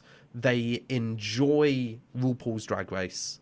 And they play video games. Okay. If I came up to them going like, 3D printer, here's all what we can do. They don't care. I can filter it. They won't be interested. Nope. They will not be interested. Okay. And then you can do it on loads of different personas to try and find how does the age range affect it? Yep. How does the job affect it? What are their hobbies? And you can go through each individual one, quantize it, and then go, oh, our target market is roughly 28 to 45-year-olds. This is literally us for Console 3D. 28 to 45-year-olds. Interested in technology. The hobbies are all DIY maker related because they need to understand why it's better. Otherwise, they just listen to the marketing and we'd lose. And they need to have a price point above earning £40,000 in the UK, which is the equivalent of like $100,000 in America. Yeah, the current exchange. It is. It's because we don't have overheads of insurances. We don't have to pay medical insurance and all of this. So our lifetime expenditure is much lower.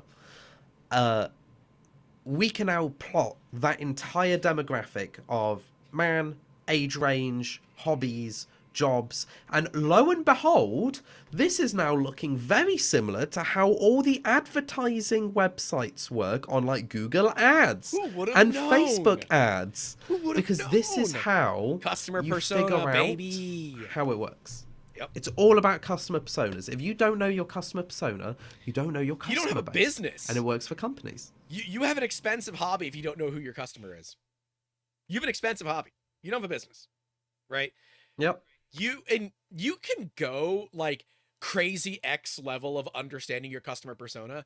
It's not normally needed, but by and large, It helps. if you are just starting, and this is my personal recommendation, start in industries that you know well. You like cars? Go make car stuff, right? If you're in HVAC, go do HVAC stuff, right? Make parts that work in industries that you are already passionate about. What are your hobbies, right? What are your hobbies? And I don't care how not safe for work your hobbies are. There is always a market. You just have to figure out what it is, right? From a B2B and B2G level for 3D Musketeers, we have an odd one. We are a service-based business. So you are a manufacturing company. You have defined target markets. Service-based businesses, they don't always have that. And especially when you're looking at 3D printers, because they can serve a wide variety of consumers and a wide variety of businesses, you look at it and say, okay, this is the net that I want to cast. We're going to see what fish that we catch, and we're going to start narrowing and narrowing and narrowing down until we find really where we find the most success, right? So we find that, as funny as it is, promotional items are something that we actually do very well. This is a real promotional item. It's being shipped out tomorrow. This is like, this one has been, well, it's not been paid, but it will be getting paid. This is for Liquid Death and Odd Socks, ODDSOX. And if you go to their website, you'll see exactly what this is. It's weird, but it's not my business to care if it's weird. It's my business to make the parts. And, you know, there's a whole bunch of like extra work we have to do. There's like 20 ounces worth of weight in the bottom of it so that it stands on the heel. Even when you have liquid in it, there's a covering that we have to do on this. We epoxy coat this so it's safe to drink out of. Like, there's a whole thing that we do. And we charge a fair bit for these because the timeline they need them, the work that needs to get done, and the labor involved is high. However, the value that the customer is getting is insane. And they found us, to be clear. We never found them. They found us. We are at a point where, because of our marketing, because of YouTube, because of all of that, we rank really, really well on Google. So when you search for 3D printing near me and you happen to be in the greater Tampa Bay area, we're on the top of that list. If not number one, we're number 2 or number 3, right? And because of that, we get a lot of phone calls, right? We don't generally turn away work. The only reason, like, we turned away a job last week because the person needed a part, they needed a mask made for a rave. I hope it went well. I hope they figured it out. But their budget did not meet what worked out well for us. Okay, no problem. When they sent me the files, looked at it and said, with all due respect, we're going to no bid the project. I can look at these files and tell you it is going to cost more than what budget you have. And you haven't even told me what your budget is. I know it's not this high. Because if it was this high, you would have just bought your own damn 3D printer because you could have done it for less. And so we look at it and say, okay, we sell stuff like this for a fair bit of money. This part retails fully finished for $1,000 on Odd Socks website right now. ODDSOX.com. Right? That's good. What are we making it for? I'm not telling you. Because then there's just someone that makes a phone call to them and says, I can do it for less. No, you can't. And if you can, you don't know the value of your time. But they came to us with a unique problem. We provided a unique solution, and we did it in record time. This was 3D scanned from a mannequin leg, adjusted in post, hollowed in post, and all of this was done by hand. It's a lot more work than you think. But we provided that value to the customer, and they're incredibly happy with the results. The only thing they're not happy about is that shipping. We shipped 2 of them together, and for some reason, the shipping companies decided today was the day. And they broke one. So this is the replacement, Right. which we are not charging them for. And I will pay to have the broken one sent back, which I will just be putting the sock on it, and it will be my sample, because you're never going to see the part that's broken when the sock is on it. You can't sell it, but you'll never see the broken part when the sock's on it. So we look at it and say, okay, what can we do to help you? What can we do? Then we do it. We have a customer right now who does glass making. They do like, they're working with like fizzing glass, some sort of chemical additive to glass that when you put it in a kiln, it starts to foam, like foaming glass. It's really cool. Interesting. And they need to make 300 plus pieces. So they want a mold. No problem. We had a call with this person. They discussed the project. They discussed what they wanted out of it. And we said, well, we can do a bunch of individual molds for you that fit the different sizes that you want, but why don't we make the molds interchangeable and adjustable? So you don't have to have 3 individual files. You have 1 file that can be modified to fit however many that you want. It's all It is all flexible. And they said, wait, you can do that? I'm like, absolutely. There's no reason we can't. We applied some different, ideas to draft angles and things like that to make the mold easier to work with, yada, yada, yada.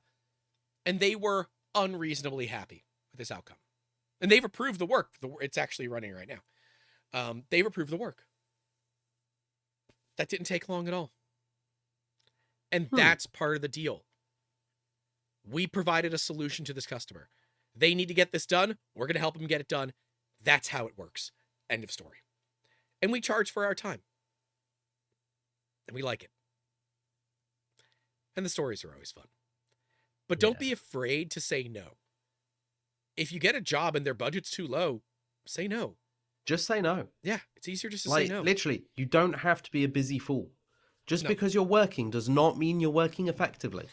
And when you run your own business, time is the most valuable resource. I would rather have machines sitting idle than running my ass off for pennies on the dollar. It's not worth it. It's just not worth it. Really not worth it. No. My time, my mental health, and my sanity are worth more than being a busy fool while I will run my body down and it will destroy me.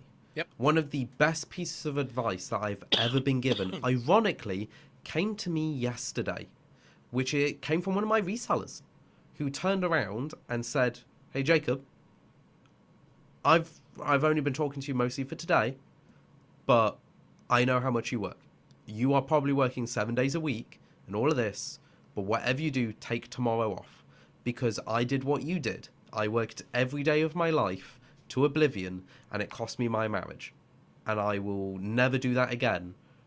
So I want to tell you that now, because I see you're doing the same thing, where you are valuing what you're doing because it's valuable. It is tough early on.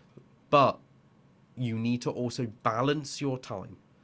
You are being a busy fool.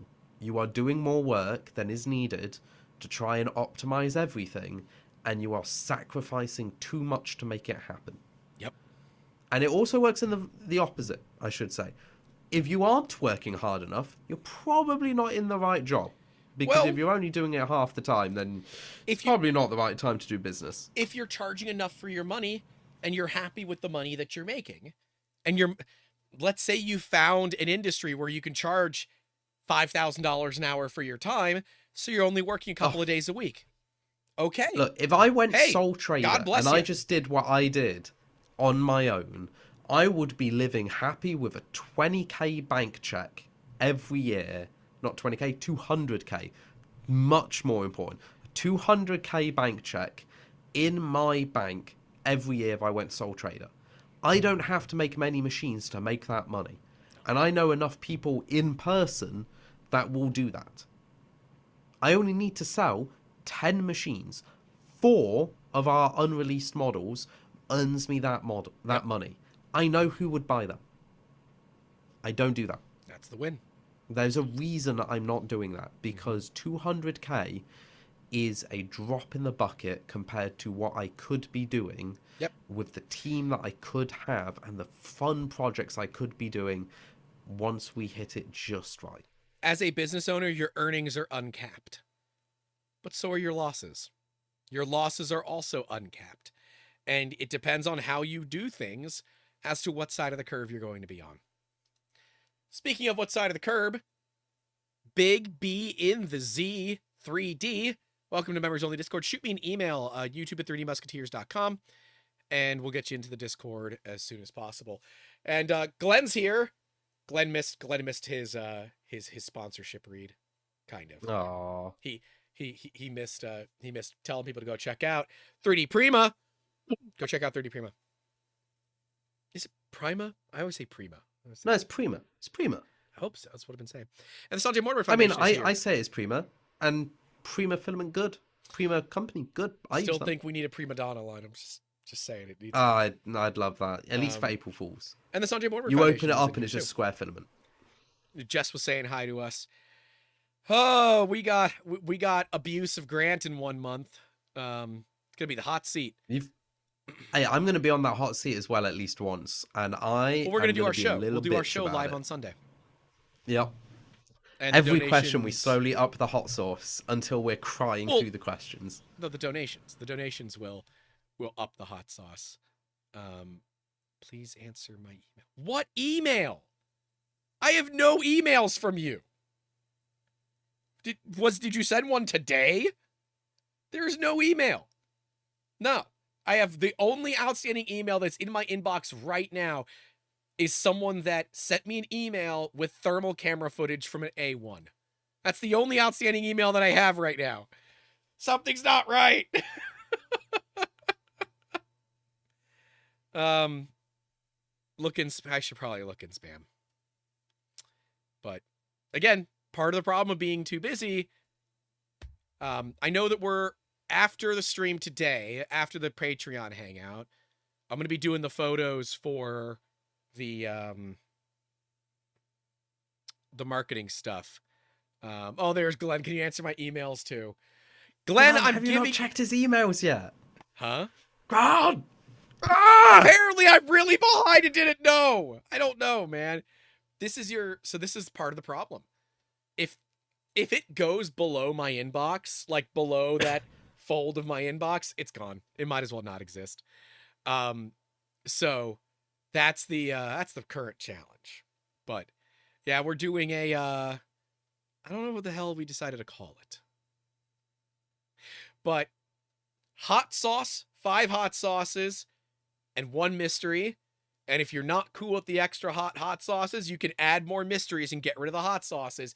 We're going to be asking questions to people at the Sanjay Mortimer Foundation, and you all heat in the hot seat. See, they know what it's called. I don't remember what it's called. I just know that I'm going to get subjected to pain, which is I'm fine. just saying, when we do our podcast, it is being called the Making Sauceum podcast for that one, because we are using sauces. Oh, yeah, it should be. Should be. But I'm not going to call it Making Sauceum #1, right? It's just, we'll just rename it that. No, just change the name. Making Sauceum 258 or whatever. That'd be funny. But, yeah, we're going to be raising money for the Sanjay Mortimer Foundation. Anybody that is present at the Sanjay Mortimer Rep Festival will have the opportunity to come sit in that hot seat with us, and we will be able to ask you some questions and raise money for charity. Speaking of hot seat, oh no, that's gonna, come on. No? The cat's in here. I think she's gonna jump up and whack the keyboard. But we'll see. Now, I will move my mic. Grant just disconnects. Come on. I miss having my cats There here. she is. Oh. Not having the sofa set up means no cats. Here's Victoria. Look at her. She's like, no, Dad, no, don't do that. Oh, if you're listening audio only, I'm so sorry. There's a big baby here. She's just a baby. She's just a big baby. She's good. We love the cat. But yes, we are going to be raising money for the Sanjay Mortimer Foundation in less than 1 month. It's kind of crazy. I guess I should probably book my tickets and stuff. I need to do mine as well. You're only 2 hours away. Shut up. Yes, but I also need to get my actual tickets. Because I'm not going as a company this time. I'm just going as me. I will make sure that your ticket is handled. Hey, Jess, can you send me some tickets, please? I will make sure your ticket is handled. I'll be really happy. I will make sure your ticket is handled. Look at this baby. She's such a baby. All cats and dogs are babies.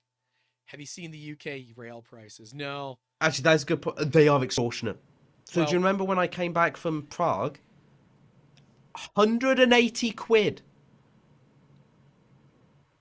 It was cheaper than that for me to use an Uber. They cancelled the fact that I had tickets there for 50 quid. I had to rebuy them. When one stopped down, they cancelled the tickets again. So I had to buy them again. And then I got home. And then when I got there, they were like, oh yeah, we can't refund any of your tickets because we had a service disruption that wasn't registered.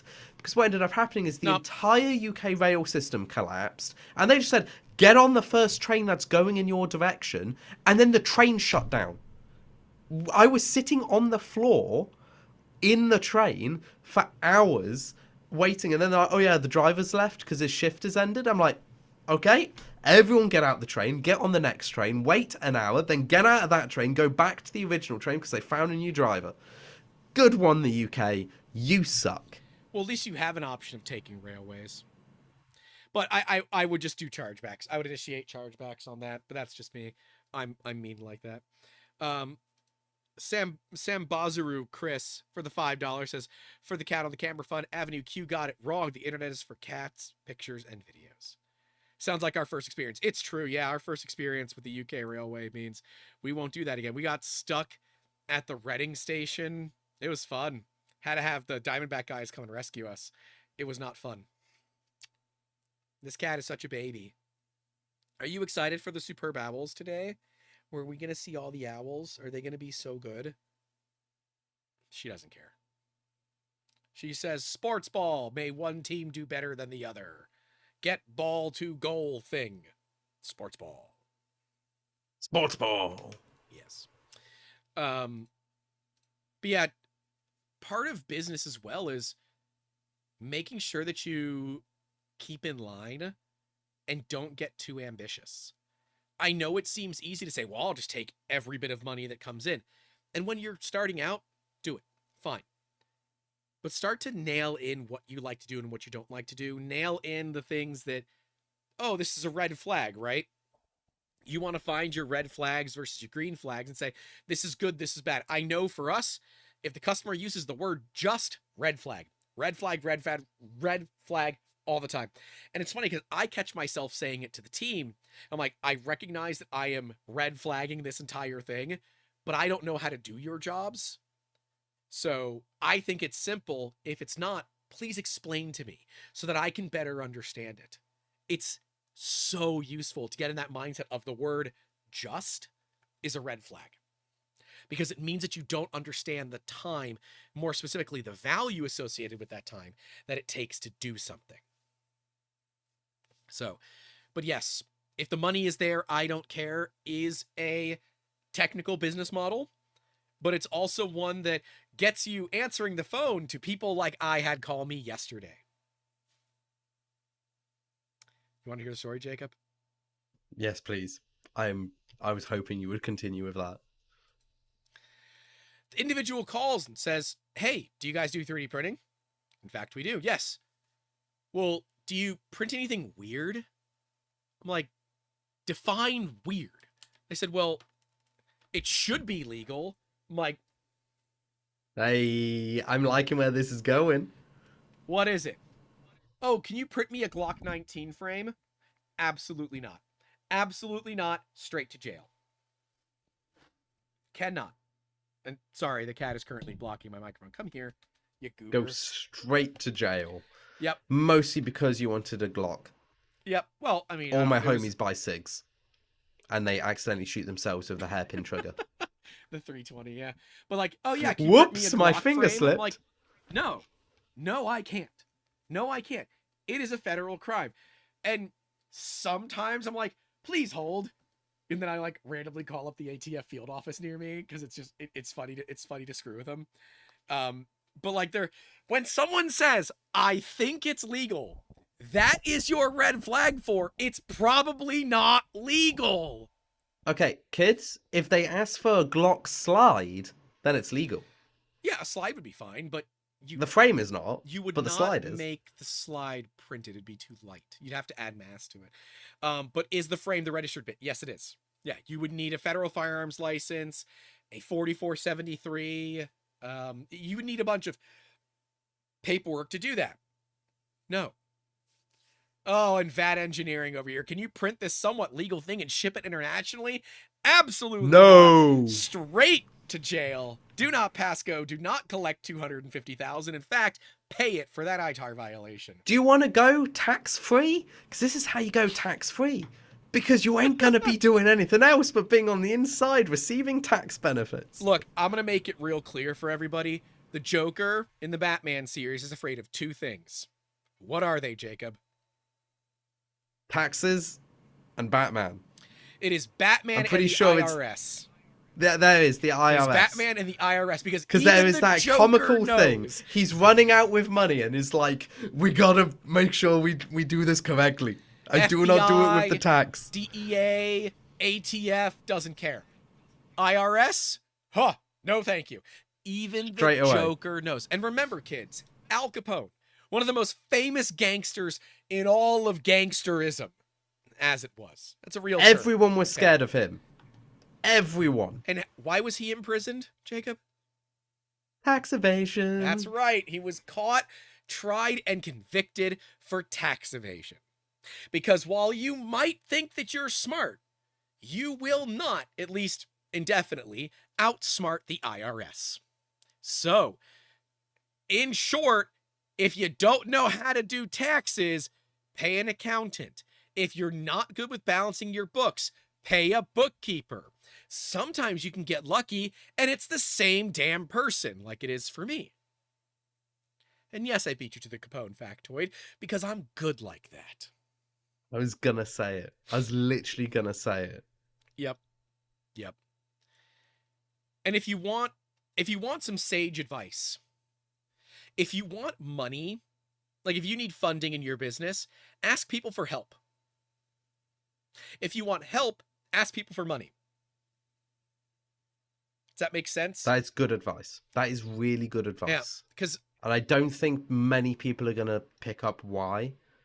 Should we explain it to them? But I can tell you, oh, you should definitely explain it to them. I should say, I've used this advice after Grant told me it.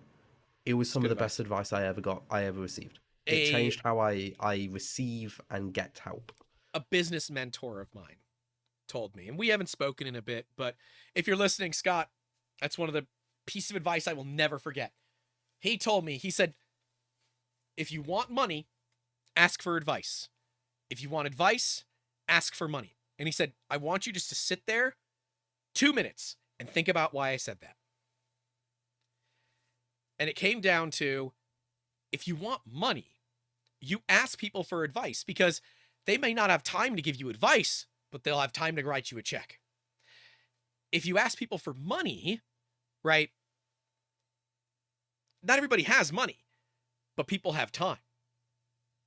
And see, the trick is understanding that if you go in asking for money, you're going to find a lot of people that are like, no, I don't really have any money. But hey, if you want to get a meeting with me or something like that, I'm happy. Now, that does not mean that every single person you go up to on the street, you say, hey, can I have $5? Hey, can I have $20? I'm building a business, right? That's not how this works. It is obviously a more like, you're citing in what you're looking for. Instead, you want to look for, you want to look for the right group of people, right? That's your big thing. Your big thing is to look for the right group of people. There will be some. Is my audio low again? The cat was. It did drop just all of a sudden. That's so weird. It's okay. The editor will normalize it. It's just all the people watching live just have to suffer. Yeah. They'll be like, what? Nothing I can do about it. I'm sorry. It's an OBS thing and we don't understand why it does it, but it's a huge problem. And if you know how to solve it, please let me know. I have to turn the radio down so my eyes can see better. Amber does that. Love you, Amber. But yes, like we have people coming to us all the time asking for money. Like, hey, can you help me do this? Hey, can you help me do that? No, I don't have any money. I'll give you time. The local high school asked us to sponsor their FRC team. I don't really have any money to give you, but I got time. And now if you do ask me for time, if I have time, I'll give it to you, but I don't have any money, so you're not getting that from me. So just be careful there. But in the right room of people, asking them for their time, they'd rather give you money. Ask them for money, you'll get time with it too. You'd be surprised how successful you can be doing that. But you have to know when you need help.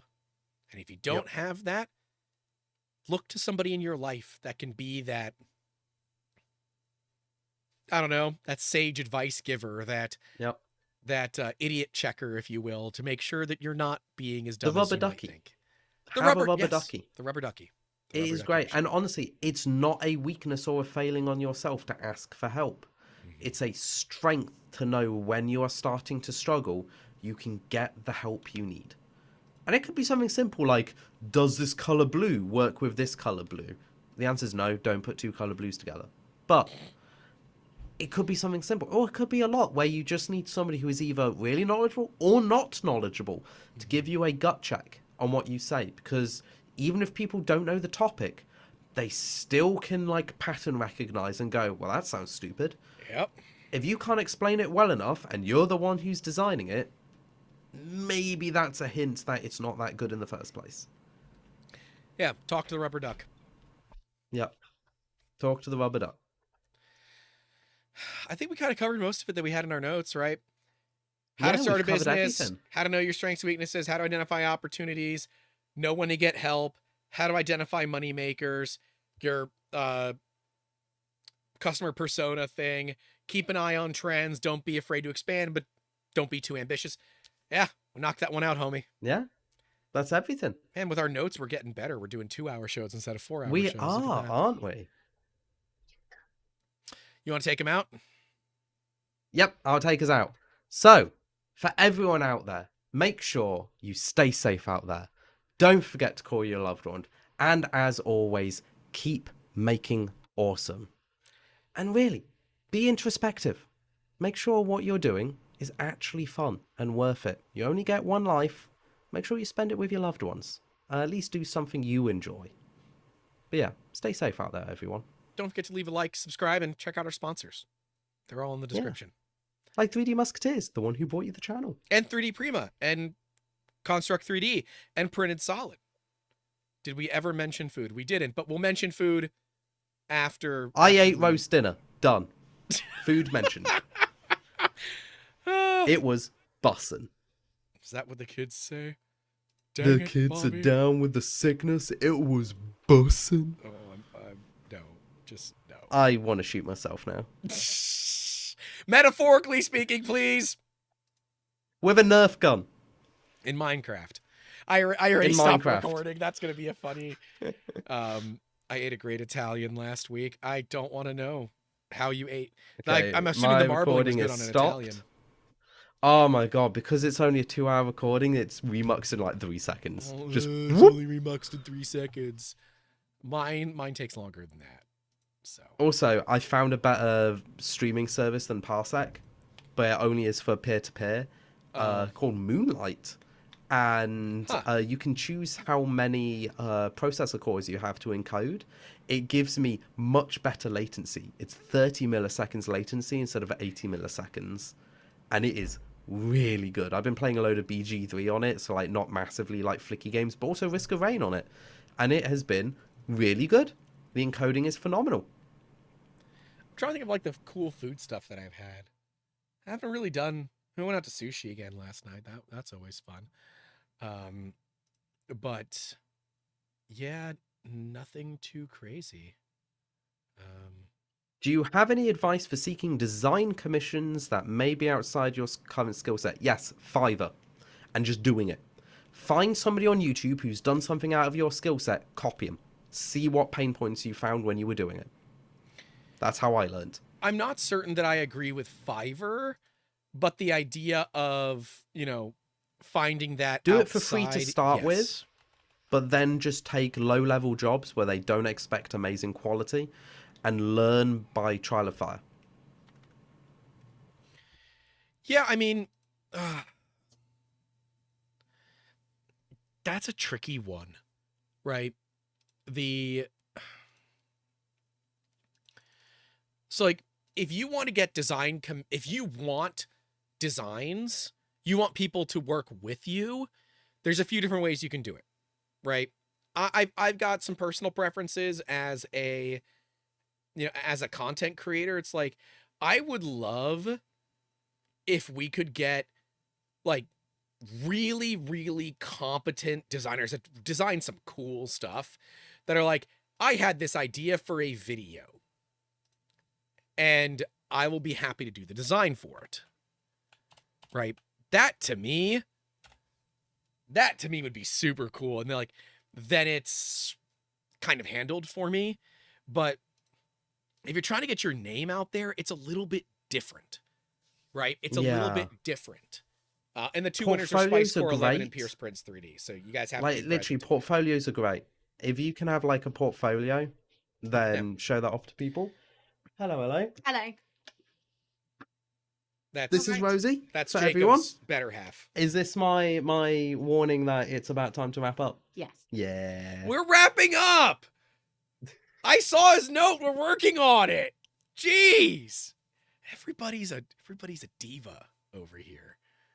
All I right. could just see Ren like yelling at you. Hello. Yep. She couldn't hear anything you said. I know Just she can't, but enthusiastic yelling. she can see the mannerisms. It's really expressive. You know. This is how we're gonna take the stream out. You sit in the hot seat. You put these on. Oh You're gosh. sitting in the hot seat. Because we're not recording anymore. No. There you go. Put them on. Put it Don't in my hurt hair. her. That's how it works. I can't. No, hear it anything doesn't now, work so like good luck, that. everyone else. It's lit. You've caught it in my hair. Oh, it's fine. How do you manage? Badly. You know, you would think that maybe he's figured things out. No, he's got nothing figured out. He's No. got nothing figured out. But yeah, this is Rosie. Everybody say hi to Rosie. Hello. Will you be at Smurf too? Yes. Okay. All right. Yeah, I'm going. I've never been before, but I'm going. Are you excited to watch Jacob get abused? I mean, that happens every Thursday. I'm not not So asking true. why, but all right. K2 Kevin, there's your thumbnail. Trust me, Grant. That's not what we do around here, Kevin. But all right, we're gonna go send everyone to go hang out with Mr. Steve Builds. Okay? Is that gonna be fun? You don't know who that is, do you? No, I have no idea. Steve is building a Voron V0 to be raffled off at the Sanjay Mortimer Foundation, all benefiting the Sanjay Mortimer Foundation. So That'll be lovely. he's doing that. We're gonna go send you all to go hang out with him. We'll see you all later.